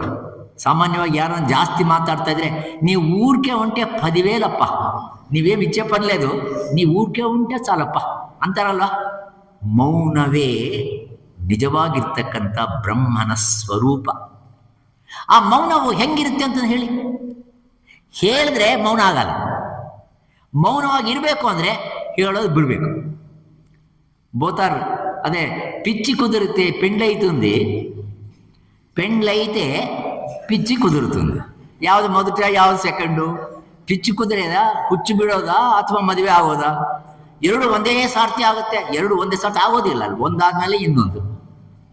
ಅಂಥದೇ ಇದು. ನಿನಗೆ ಖಂಡಿತವಾಗಿ ಮೌನವಾಗಿ ಇರಬೇಕು ಅನ್ನೋದಾದರೆ ಆ ಮೌನ ಸ್ವರೂಪ ಎಂಥದ್ದು ಅಂತ ಫಸ್ಟ್ ತಿಳಿಬೇಕು. ನೀನು ತಿಳಿಯೋದಕ್ಕೆ ಹೇಳೋಕೆ ಶುರು ಮಾಡಿದ್ರೆ ಮೌನ ಹಿಂಗಿರುತ್ತೆ ಅಂತಂದು ಹೇಳೋಕೆ ಹೋದರೆ ಅದು ಮೌನ ಆಗೋದೇ ಇಲ್ಲ. ಅದೇನಾಗುತ್ತೆ? ವ್ಯಕ್ತವಾಗುತ್ತೆ. ಹೇಳಿದ್ರೆ ಸಗುಣ, ಹೇಳದ ಇದ್ದರೆ ಅದು ನಿರಾಕಾರ. ನೀನು ಸುಮ್ಮನೆ ಇದ್ದರೆ ನಿಜವಾಗಿರ್ತಕ್ಕಂಥ ಅದು ನಿರಾಕಾರ ಸ್ವರೂಪಕವಾಗಿರ್ತಕ್ಕಂಥದ್ದು. ಹೌದು, ಭಗವಂತ ನಿನ್ನಲ್ಲಿ ಸೈಲೆಂಟ್ ಆಗಿದ್ದಾನ, ಗಲಾಟೆ ಮಾಡ್ತಾ ಇದ್ದಾನ? ಗಲಾಟೆ ಮಾಡೋದು ಬೇಕಾದಷ್ಟಿದೆ ಶರೀರದಲ್ಲಿ, ಅದು ಬೇರೆ. ಮೌನವಾಗಿದ್ದಾನೆ. ವೆಂಕಟರಮಣ ಸ್ವಾಮಿ ದೇವಸ್ಥಾನಕ್ಕೆ ಹೋಗ್ತೀರಿ ನೀವು, ಏನು ತಂಡೋಪತಂಡಂಬುಲು, ಎಷ್ಟು ಜನ ಹೋಗ್ತಾರೋ ದಿನ. ಅಲ್ಲಿ ಹೋಗಿ ವೆಂಕಟರಮಣ ಸ್ವಾಮಿ ಎದುರುಗಡೆ ಒಂದು ವೆಂಕಟರಮಣ ಸ್ವಾಮಿ ಕೋಪ ಬಂದ್ಬಿಟ್ಟು ಎಲ್ಲ ಬೈದು, ಸ್ವಾಮಿ ನಗ್ನಗ್ತಾ ಇರ್ತಾನೆ. ಏನನ್ನ ಮಾತಾಡಿದ್ರೆ ಮತ್ತೆ ನೀವು ಆ ಕಡೆ ಹೋಗೋದೇ ಇಲ್ಲ, ಶಾಪ ಕೊಟ್ಬಿಟ್ರೆ. ಅದಕ್ಕೋಸ್ಕರನೇ ಮೌನವೇ ಭಗವಂತನ ಸ್ವರೂಪ. ಅದೇ ನಿಜವಾಗಿರ್ತಕ್ಕಂಥ ನಿರಾಕಾರವಾಗಿರ್ತಕ್ಕಂಥ ಸ್ವರೂಪ. ಈ ಬ್ಯಾಕ್ಗ್ರೌಂಡ್ನಲ್ಲಿ 2ನೇ ಖಂಡದಲ್ಲಿ ಅನೇಕ ಶ್ಲೋಕಗಳಿವೆ. ಇದರಲ್ಲಿ ಒಂದು 5 ಶ್ಲೋಕಗಳಿದೆ. ನಾನು ಎಲ್ಲ ಶ್ಲೋಕಗಳ ಬಗ್ಗೆ ಹೇಳೋದಿಲ್ಲ, ಒಂದು ಶ್ಲೋಕದ ಅರ್ಥ ಮಾತ್ರ ಹೇಳೋದಕ್ಕೆ ಪ್ರಯತ್ನವನ್ನು ಪಡ್ತೀನಿ. ಆಮೇಲೆ ಇದಕ್ಕೆ ಸಂಬಂಧವಾಗಿರ್ತಕ್ಕಂಥ ಒಂದು ಕಥೆ ಇದೆ, ಆ ಕಥೆ ಹೇಳೋಣ. ಯದಿ ಮನ್ಯಸೆ ಸುವೇದೇತಿ ದಭ್ರಮೇವಾಪಿ ನೂನಂ ತ್ವಂ ವೇತ್ಥ ಬ್ರಹ್ಮಣೋ ರೂಪಂ ಯದಸ್ಯ ದೇವೇ ಪೃಥೌ ಮೀಮಾಂಸಮೇವತೆ ಮನ್ಯೇ ವಿದಿತಂ. ಇದರ ಅರ್ಥ ಇಷ್ಟೇ. ನಾನು ತಿಳ್ಕೊಂಡಿದ್ದೀನಿ ಅನ್ನೋದಾದರೆ ಯಾರನ್ನ? ಬ್ರಹ್ಮ ವಸ್ತುವನ್ನು ನಾನು ತಿಳ್ಕೊಂಡಿದ್ದೀನಿ ಅಂದರೆ ನೀನು ಅರ್ಥ ಮಾಡ್ಕೊ, ಅವ್ರಿಗೆ ತಿಳಿದಿಲ್ಲ ಅಂತಂದು. ಯಾತಕ್ಕೆ ಅಂದರೆ ಬ್ರಹ್ಮ ವಸ್ತುವನ್ನು ತಿಳಿದಿದ್ರೆ ನೀನು ಹೇಳೋಕೆ ಆಗೋದೇ ಇಲ್ಲ. ಅದು ಅಷ್ಟೇ ಅಲ್ಲ, ಯಾರಾದನ್ನು ಬ್ರಹ್ಮ ವಸ್ತುವನ್ನು ನಾನು ತಿಳಿದೇ ಇಲ್ಲ ಅಂತಾರೋ ಅವರು ಇನ್ನೂ ತಿಳಿಬೇಕಾಗಿರೋದು ಬೇಕಾದಷ್ಟಿದೆ ಅನ್ನೋದು ಅರ್ಥ ಮಾಡ್ಕೊ. ಅಂದರೆ ನೀನು ತಿಳಿದ ಇರೋನು, ಸ್ವಲ್ಪ ತಿಳಿದ ಇರೋನು. ನಾವೆಲ್ಲ ಮಧ್ಯ, ಗೋಡೆ ಮೀದ ದೀಪಂ, ಅಲ್ಲಾದ್ರೂ ಬಿದ್ಬೋದು, ಇಲ್ಲಾದ್ರೂ ಬೀಳ್ಬೋದು. ನಾನು ಸ್ವಲ್ಪ ಮಟ್ಟಿಗೆ ತಿಳ್ಕೊಂಡಿದ್ದೇನೆ, ಸ್ವಲ್ಪ ಮಟ್ಟಿಗೆ ತಿಳಿದಿಲ್ಲ. ಅದು ಪರಮಸತ್ಯ. ಮತ್ತೆ ನಿಜವಾಗಿರ್ತಕ್ಕಂಥ ಪೂರ್ಣ ಜ್ಞಾನ ಯಾರು ಹೊಂದಿದ್ದಾರೆ? ಪೂರ್ಣ ಜ್ಞಾನವೇ ಯಾರೂ ಹೊಂದಿಲ್ಲ. ಉಪನಿಷತ್ತು ಅದೇ ಹೇಳುತ್ತೆ, ಪೂರ್ಣ ಜ್ಞಾನವನ್ನು ಹೊಂದೋದು ಅಷ್ಟು ಸುಲಭ ಅಲ್ಲ. ನೀನೇನೇನು ಅಂದುಕೊಂಡಿದೆಯೋ ಅದೆಲ್ಲ ಒಂದು ಭಾಗನಪ್ಪ. ಪೂರ್ಣವಾಗಿರ್ತಕ್ಕಂಥ ಸಾಕ್ಷಾತ್ಕಾರ ನಿನಗೆ ಆಗಿಲ್ಲ. ಆಕಾಶವನ್ನು ನೋಡಿದೆ, ಜಲವನ್ನು ನೋಡಿಲ್ವೇ? ಜಲವನ್ನು ಆಕಾಶವನ್ನು ನೋಡಿದ್ರೆ ಪೃಥ್ವಿಯನ್ನು ನೋಡಿಲ್ವೇ? ಪೃಥ್ವಿ, ಜಲ, ಅಗ್ನಿ ಎಲ್ಲವನ್ನು ಸಮಗ್ರವಾಗಿ ಎಲ್ಲವನ್ನು ನೀನು ಅದನ್ನು ಊಹೆ ಮಾಡ್ಕೊಳ್ಳೋಕ್ಕಾಗುತ್ತಾ? ಊಹೆ ಮಾಡ್ಕೊಳ್ಳೋಕ್ಕೂ ಆಗೋದಿಲ್ಲ. ಯಾಕಂದರೆ ನನಗೆ ಏನು ಬುದ್ಧಿ ಇದೆಯೋ ಆ ಬುದ್ಧಿಯಿಂದ ನಾನು ಎಷ್ಟೆಷ್ಟು ಊಹೆ ಮಾಡ್ಕೋಬಹುದು, ಎಷ್ಟೆಷ್ಟು ಕಲ್ಪನೆ ಮಾಡ್ಕೋಬೋದು ಅಷ್ಟು ಮಾಡ್ಬೋದು. ಅದರ ಮೀರಿರ್ತಕ್ಕಂಥದ್ದು ನಿನ್ನ ಊಹೆಗೆ ಸಿಲುಕದಾಗಿರ್ತಕ್ಕಂಥದ್ದು, ಪರವಾಗಿರ್ತಕ್ಕಂಥದ್ದು ಏನಿದೆಯೋ ಅದು ಬ್ರಹ್ಮವಸ್ತು. ಅದನ್ನು ನೀನು ನೋಡಿದೀಯಾ, ಸಾಕ್ಷಾತ್ಕಾರ ಮಾಡ್ಕೊಂಡಿದೀಯಾ? ಹೊರಗಡೆ ನೋಡಿದೀಯ, ಒಳಗಡೆ. ಅದಕ್ಕೋಸ್ಕರನೇ ಸಂಪೂರ್ಣವಾಗಿರ್ತಕ್ಕಂಥ ಜ್ಞಾನವನ್ನು ಪಡೆಯದಾಗಿದ್ದರೆ ಅದು ನರಕ. ಸಂಪೂರ್ಣವಾಗಿರ್ತಕ್ಕಂಥ ಜ್ಞಾನವನ್ನು ಪಡೆದರೆ ಅದು ನಿಜವಾಗಿರ್ತಕ್ಕಂಥ ಅಮರತ್ವ. ನೀನು ಸಂಪೂರ್ಣವಾಗಿರ್ತಕ್ಕಂಥ ಬ್ರಹ್ಮವಸ್ತುವನ್ನು ನೀನು ಸಾಕ್ಷಾತ್ಕಾರ ಮಾಡ್ಕೊಂಡು ಬಿಟ್ರೆ ನೀನು ಹೆಂಗಿರ್ತೀವಿ ಗೊತ್ತಾ? ಯಾವುದ್ರ ಬಗ್ಗೆನೂ ಯೋಚನೆ ಮಾಡ್ತಕ್ಕಂಥ ಅವಶ್ಯಕತೆ ಇರೋದಿಲ್ಲ. ಲವಣಂ ತೋಯ ಸಂಸ್ಪರ್ಶಾತ್ ಧ್ರುವ ತೋಯಂ ವಿಲೀಯತೆ. ತುಂಬ ಚಿಕ್ಕದ ಎಕ್ಸಾಂಪಲ್, ಅನೇಕ ಸರ್ತಿ ನೀವು ನೋಡಿದ್ದೀರಿ. ಇದು ನೆನಪಿಟ್ಕೊಳ್ಳಿ. ಇವೆಲ್ಲ ಯಾಕೆ ಅಂದರೆ ಬ್ರಹ್ಮವಸ್ತುವನ್ನು ಖಂಡಿತವಾಗಿ ಅರ್ಥ ಮಾಡ್ಕೊಳ್ಳೋದಕ್ಕೆ ಸಾಧನೆ, ಬ್ರಹ್ಮವಸ್ತು ನೋಡೋದಕ್ಕೆ ಸಾಧನ ಅಲ್ಲ. ಒಂದು ಗ್ಲಾಸಲ್ಲಿ ನೀರು ತಗೊಳ್ಳಿ, ಸ್ವಲ್ಪ ಉಪ್ಪು ತೊಗೊಂಡು ಬನ್ನಿ. ಉಪ್ಪು ತೊಗೊಂಡು ಬಂದು ಅದರಲ್ಲಿ ಹಾಕಿ ಚೆನ್ನಾಗಿ ಸ್ಪೂನ್ನಿಂದ ಚೆನ್ನಾಗಿ ಕಲಕಿ ಅದೇನಾಗುತ್ತೆ, ಅದು ಕರಗಿ ಹೋಗುತ್ತೆ. ಮತ್ತೆ ನಾನು ಬಿಸಿ ಮಾಡ್ತೀನಿ, ಮತ್ತೆ ಉಪ್ಪು ತರ್ತೀನಿ, ಅವೆಲ್ಲ ಅಲ್ಲ. ಎಕ್ಸಾಂಪಲ್ ಇಷ್ಟೇ. ಯಾವಾಗಾದರೆ ಕರಗಿ ಹೋಗಿದೆಯೋ, ಕರಗಿ ಹೋಗಿರ್ತಕ್ಕಂಥ ನೀರಿನಿಂದ ಉಪ್ಪನ್ನು ತೆಗೆಯೋಕ್ಕಾಗುತ್ತಾ? ಆಗುತ್ತಿಲ್ಲ. ಏನಾಗಿದೆ ಉಪ್ಪು? ಏನಾಗಿದೆ? ಲೀನವಾಗಿದೆ. ಇನ್ನ ಏನಾಗಿದೆ? ಇವಾಗಲೇ ಯೋಚನೆ ಮಾಡಬೇಕು. ಇನ್ನ ಏನಾಗಿದೆ? ತನ್ನ ರೂಪವನ್ನು ಕಳ್ಕೊಂಡಿದೆ ಅಲ್ವಾ?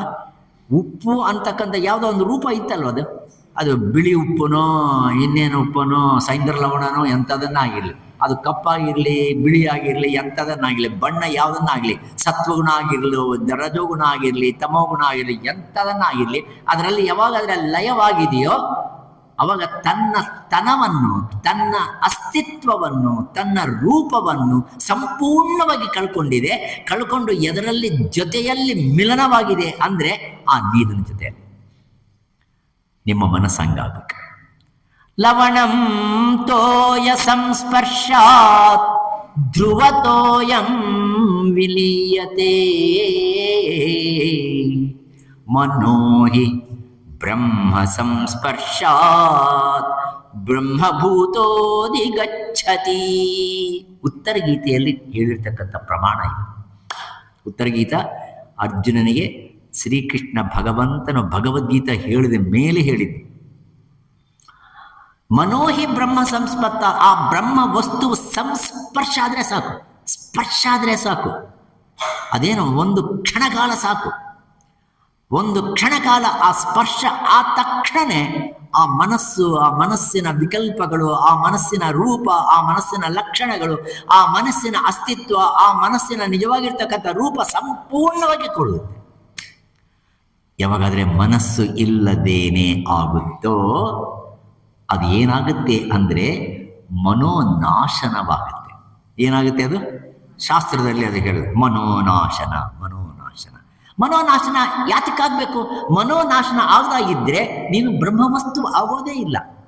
ಆದ ಕಾರಣನೇ ಆ ಮನೋನಾಶನವಾಗುತ್ತೆ. ಆ ಮನೋನಾಶನ ಜೊತೆಯಲ್ಲಿ ಇನ್ನೊಂದಿದೆ. ಆ ಮನಸ್ಸಿನ ಜೊತೆಯಲ್ಲಿ ಇನ್ನೊಂದು ಗುಣ ಇದೆ ಅದಕ್ಕೆ, ಮನಸ್ಸಿಗೆ. ಏನು ಗೊತ್ತಾ? ವಾಸನ. ಏನದು? ವಾಸನ. ವಾಸನ ಅಂದರೆ ಮತ್ತೆ ಸುಗಂಧ ದುರ್ಗಂಧ ಅಲ್ಲ. ವಾಸನ ವಿಷಯ ವಾಸನ ಆಗಬಹುದು, ಲೋಕವಾಸನ ಆಗಬಹುದು, ಶಾಸ್ತ್ರವಾಸನ ಆಗಬಹುದು, ವ್ಯಕ್ತಿವಾಸನ ಆಗಬಹುದು, ಲೋಕವಾಸನ ಆಗಬಹುದು, ಏನೇನೋ. ನೀನು ಈ ಜೀವನದಲ್ಲಿ ಏನೇನು ಮಾಡಿದೆಯೋ, ಏನೇನು ಅನುಭವಿಸಿದೆಯೋ ಆ ಎಲ್ಲ ಅನುಭವಿಸಿರ್ತಕ್ಕಂಥದ್ದೆಲ್ಲ ಒಂದು ಮೆಮೊರಿ ಚಿಪ್ನಲ್ಲಿರುತ್ತೆ. ಅದು ಎಷ್ಟು ಸೂಕ್ಷ್ಮ. ಆ ಮೆಮೊರಿ ಚಿಪ್ ಜೊತೆಯಲ್ಲೇನೆ ನೀವು ಹೋಗೋದು ಮೇಲ್ಗಡೆಗೆ. ಅದನ್ನು ಸೂಕ್ಷ್ಮ ಶರೀರ ಅಂತಾರೆ. ಆ ಸೂಕ್ಷ್ಮ ಶರೀರ ಅದನ್ನು ಎತ್ಕೊಂಡು ಹೋಗುತ್ತೆ ಅಂದರೆ ಈ ವಾಸನೆಗಳನ್ನು ಎತ್ಕೊಂಡು ಹೋಗ್ಬಿಡುತ್ತೆ. ಆ ವಾಸನೆಗಳನ್ನು ಎತ್ಕೊಂಡು ಹೋಗಿ ಮನಸ್ಸು, ಆ ಸೂಕ್ಷ್ಮ ಶರೀರ ಮತ್ತೆ ಇನ್ನೊಂದು ಜನ್ಮವನ್ನು ತಾಳದ ನಂತರ ಆ ವಾಸನೆಗಳಿದೆಯಲ್ವಾ, ನಿಕ್ಷಿಪ್ತವಾಗಿರ್ತಕ್ಕಂಥ ವಾಸನೆಗಳಿದೆಯಲ್ವಾ, ಅದು ಆ ಮನಸ್ಸನ್ನ ಅಂಥ ಸಂಕಲ್ಪಗಳು ಮಾಡೋದಕ್ಕೆ ಕಾರಣವಾಗುತ್ತೆ. ಇವತ್ತಿನ ದಿನ ಮಾಡಿರ್ತಕ್ಕಂಥ ಒಂದು ಕರ್ಮದ ಒಂದು ಫಲ ಮತ್ತೆ ಇನ್ನೊಂದು ಜನ್ಮದಲ್ಲಿ ಅದು ಅಂಕುರವಾಗಿ, ಬೀಜವಾಗಿ ಇದ್ದಿದ್ದು ಅಂಕುರವಾಗಿ, ವೃಕ್ಷವಾಗಿ ನಿನ್ನನ್ನು ಮತ್ತೆ ಈ ಲೋಕದಲ್ಲಿ ಬೀಳೋ ಥರ ಮಾಡ್ತಕ್ಕಂಥದ್ದೇ ವಾಸನೆಗಳು. ಆ ವಾಸನೆ ಹೋಗ್ಬೇಕಾದ್ರೆ ಕಷ್ಟ. ಪೂಜ್ಯ ಸ್ವಾಮಿ ನಮ್ಮ ಸಿಂಹಾದ್ರಿ ಸದ್ಗುರು ಸ್ವಾಮಿಗಳು ಒಂದು ಚಿಕ್ಕ ಎಕ್ಸಾಂಪಲ್ ಹೇಳೋರು, ವಾಸನ ಅಂತ. ಒಬ್ಬರ ಮನೆಯಲ್ಲಿ ಒಂದು ಚೊಂಬಿತ್ತು. ಆಗಿನ ಕಾಲದಲ್ಲೆಲ್ಲ ಚೊಂಬಿನಲ್ಲೇ ಇಟ್ಟಿದ್ರು. ಆ ಚೊಂಬಿನಲ್ಲಿ ಏನು ಇಡ್ತಾ ಇದ್ರು ಅಂದರೆ ತುಪ್ಪ ಹಾಕಿದ್ರು. ತುಪ್ಪ, ಒಳ್ಳೆ ತುಪ್ಪ. ಹಿಂದಿನ ಕಾಲದಲ್ಲಿ ತುಪ್ಪ ಬಯಸಿ ಅದು ಇದು ಮಾಡಿದ್ರೆ ಎಷ್ಟು ಘಮ ವಾಸನೆ ಬರೋದು. ಅಂಥ ತುಪ್ಪ ಹಾಕ್ತಕ್ಕಂಥ ಒಂದು ಪಾತ್ರೆ. ಅದಕ್ಕೆಲ್ಲರೂ ಏನಪ್ಪ ಅದಕ್ಕೆ ಹೆಸರು ಅಂದರೆ ತುಪ್ಪದ ಪಾತ್ರ. ಅದಕ್ಕೆ ಹೆಸರೇ ತುಪ್ಪದ ಪಾತ್ರ. ಯಾವಾಗ ಯಾರನ್ನ ಬೇಕು ಅಂದರೆ ತುಪ್ಪದ ಪಾತ್ರ ತೊಗೊಂಡು ಬಾರ, ಅದರಲ್ಲಿ ತುಪ್ಪ ಇದೆಯೋ ಏನಿದೆಯೋ ಗೊತ್ತಿಲ್ಲ, ಅದಕ್ಕೆ ಏನು ಹೆಸರು ಬಂದುಬಿಟ್ಟಿದೆ, ತುಪ್ಪದ ಪಾತ್ರ. ಆಯಿತು, ಜನರೇಷನ್ಸ್ ಆಗೋಯ್ತು. ಅಪ್ಪ ಹೋದ, ಎಲ್ಲ ಹೋದ, ಮೊಮ್ಮಗ ಬಂದ. ಆ ಮೊಮ್ಮಗ ಬಂದನು, ಆ ಪಾತ್ರೆಗೆ ಏನಪ್ಪ ಹೆಸರು ಅಂದರೆ ತುಪ್ಪದ ಪಾತ್ರ. ಆ ತುಪ್ಪ ಹಾಕೋದು ಬಿಟ್ಬಿಟ್ರು. ಅದರಲ್ಲಿ ಹಾಕ್ತಾ ಇರ್ತಕ್ಕಂಥದ್ದು ಲವಣ, ಅದರಲ್ಲಿ ಉಪ್ಪು ಹಾಕ್ತಾಯಿದ್ರು. ಆ ಉಪ್ಪು ಹಾಕ್ತಾಯಿದ್ರು, ಉಪ್ಪಿನ ಪಾತ್ರ ಅಂತಂದು ಹೇಳೋಕೆ ಬರೋಲ್ಲ. ಏನು ಪಾತ್ರ ಅದು? ತುಪ್ಪದ ಪಾತ್ರ. ಏನೇ ನೀನು ತುಪ್ಪದ ಪಾತ್ರ ಅಂತೀಯ, ಮತ್ತು ಅದರಲ್ಲಿ ಹಾಕಿರೋದು ಉಪ್ಪಲ್ವಾ ಅಂದರೆ ಅದಕ್ಕೆ ಹೆಸರೇ ಹಂಗಿರಿ. ಯಾತಕ್ಕಂದರೆ ಅದಕ್ಕೆ ಅಂಟ್ಕೊಂಡಿರತಕ್ಕಂಥ ವಾಸನೆ ಅದು. ತುಪ್ಪ ಅಷ್ಟು ಬೇಗ ಹೋಗೋದಿಲ್ಲಲ್ವಾ, ವಾಸನೆ ಬರ್ತಾ ಇರುತ್ತೆ. ಆ ವಾಸನೆ ಅಂಟ್ಕೊಂಡು ಬಿಟ್ಟಿದೆ ಆ ಪಾತ್ರೆಗೆ, ಅದಕ್ಕೋಸ್ಕರ ಆ ವಾಸನೆಯಿಂದ ಅದಕ್ಕೆ ಹೆಸರು ಬಂದುಬಿಟ್ಟಿದೆ. ನಿಮಗೂ ಹಾಗೆ ಹಿಂದಿನ ಜನ್ಮಗಳಲ್ಲಿ ಮಾಡಿರ್ತಕ್ಕಂಥ ಯಾವ ಕರ್ಮದ ಒಂದು ಫಲವಿದೆಯೋ ಅದೆಲ್ಲ ವಾಸನೆಗಳು ಇದ್ದು ಮತ್ತೆ ಆ ವಾಸನೆಗಳೇ ಕಂಟಿನ್ಯೂ ಈ ಜನ್ಮಕ್ಕೆ, ನೆಕ್ಸ್ಟ್ ಜನ್ಮಕ್ಕೂ ಹಿಂಗೆ ಕಂಟಿನ್ಯೂ ಆಗುತ್ತೆ. ಹಾಗಾದರೆ ವಾಸನೆ ಹೋಗ್ಬೇಕಾದ್ರೆ ಏನು ಮಾಡಬೇಕು ನೀವೇ ಹೇಳಿ? ಆ ತುಪ್ಪದ ಪಾತ್ರ ಅಲ್ಲಪ್ಪ, ಇವಾಗ ಇನ್ನೊಂದು ಪಾತ್ರ ಅಂತಂದು ಹೆಸರಿಡಬೇಕು. ಏನು ಮಾಡಬೇಕು ಅವಾಗ? ಏನಮ್ಮ ನೀವೆಲ್ಲ ಅನುಭವಿಸ್ತರು. ಏನಮ್ಮ? ತೊಳಿಬೇಕು. ತೊಳೆದ್ರೂ ವಾಸನೆ ಹೋಗಲ್ಲ. ನೀವು ತೊಳೆದ್ರೆ ಅದಕ್ಕೆ ಅಂಟ್ಕೊಂಡಿರೋದು ಜಿಡ್ಡೋಗುತ್ತೆ ಹೊರತು ಹೋಗೋದಿಲ್ಲ, ಅದು ವಾಸನೆ ಹೋಗೋದಿಲ್ಲ. ಅದಕ್ಕೋಸ್ಕರ ಏನು ಮಾಡಬೇಕು ಅಂದರೆ ಎಲ್ಲರ ಮಧ್ಯದಲ್ಲಿ ಸೇರಿ ಯಾವುದೋ ಒಂದು ಸಮಾರಂಭದಲ್ಲಿ, ಅಪ್ಪ ಇದು ತುಪ್ಪದ ಪಾತ್ರ ಅಲ್ಲಪ್ಪ, ಇನ್ನು ಮುಂದೆ ಇದನ್ನ ಸಕ್ಕರೆ ಹಾಕ್ತೀವಪ್ಪ, ಇದು ಸಕ್ಕರೆ ಪಾತ್ರ. ಇದು ಯಾವ ಪಾತ್ರ? ಸಕ್ಕರೆ ಪಾತ್ರ. ಇದು ಯಾವ ಪಾತ್ರ? ಎಲ್ಲರ ಹತ್ರ ಹೇಳಿಸಿ ತಾನು ಅನುಸಂಧಾನ ಮಾಡಿ ನಾನು ಜೀವನಲ್ಲ, ನಾನು ಸಚ್ಚ ಚಿತ್ತ ಆನಂದ ಸ್ವರೂಪಕವಾಗಿರುವ ಪರಬ್ರಹ್ಮ ಚೈತನ್ಯ ವಸ್ತುವೇ ಸರಿ. ಅನುಸಂಧಾನ ಮಾಡಿದರೆ ಆ ಅನುಸಂಧಾನದ ಫಲವಾಗಿ ಅದಕ್ಕೆ ತುಪ್ಪದ ಪಾತ್ರದ ವಾಸನೆ ಹೋಗಿ ಯಾವ ಪಾತ್ರದ ವಾಸನೆ ಅಂಟ್ಕೊಳ್ಳುತ್ತೆ? ಬ್ರಹ್ಮವಾಸನೆ ಬರುತ್ತೆ. ಆ ವಾಸನೆ ಯಾವಾಗಾದರೆ ಹೋಗುತ್ತೋ ಮನೋನಾಶನವಾಗುತ್ತೆ. ಆವಾಗ ಬ್ರಹ್ಮ ವಸ್ತುವಿನ ನಿಜವಾಗಿರ್ತಕ್ಕಂಥ ಆ ಅನುಭವ ಸಿಗುತ್ತೆ. ಏನು ಸಿಗುತ್ತೆ? ಅನುಭವ. ಆ ಅನುಭವ ಬಂದಿರತಕ್ಕಂಥವರಿಗೆ, ಆ ಅನುಭವವನ್ನು ಪಡೆದಿರ್ತಕ್ಕಂಥವರಿಗೆ ನೀನು ಬ್ರಹ್ಮಸ್ವರೂಪವನ್ನು ಕಂಡಿದೀಯಾ, ನೋಡಿದೀಯಾ ಅಂದರೆ ಅವ್ರು ಏನು ಹೇಳ್ತಾರೆ ಹೇಳಿ? ಅಂದರೆ ನಾನಾಗಿದ್ದೇನಪ್ಪ, ನಾನು ನೋಡಿದ್ದೀನಿ ಅನ್ನೋದು ಹೇಳೋದಿಲ್ಲ, ನಾನು ನೋಡೋದು ಇನ್ನೂ ಇದೆ ಅಂತನೂ ಹೇಳೋದಿಲ್ಲ. ಅನುಭವವನ್ನು ಮಾತ್ರ ಪಡೆದು ಮೌನವಾಗಿರ್ತಾರೆ. ಉಪನಿಷತ್ತಿನಲ್ಲಿ ಅದೇ ಹೇಳೋದು. ಅಜ್ಞಾನಿಗಳು ಅಂದ್ಕೊಳ್ತಾರೆ ಯಾವುದೋ ಒಂದು ಭಾಗವನ್ನು ನೋಡಿ ನಾನು ಎಲ್ಲ ತಿಳ್ಕೊಂಡು ಬಿಟ್ಟಿದ್ದೀನಿ ಅಂತ ತಿಳ್ಕೊತಾರೆ.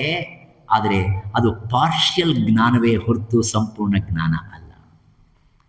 ಇನ್ನೊಬ್ಬ ಅಜ್ಞಾನಿ ಇದನ್ನು ನೋಡಲೇ ಇಲ್ಲ ಅಂತಂದು ಹೇಳಿ, ನೋಡಲೇ ಇಲ್ಲ ಅಂತಂದು ಹೇಳಿ, ಇನ್ನು ನೋಡಬೇಕಾಗಿರೋದು ಇನ್ನೂ ಇದೆ ಅಂತಂದು ಅವನು ಭಾವನೆ ಮಾಡ್ತಾನೆ.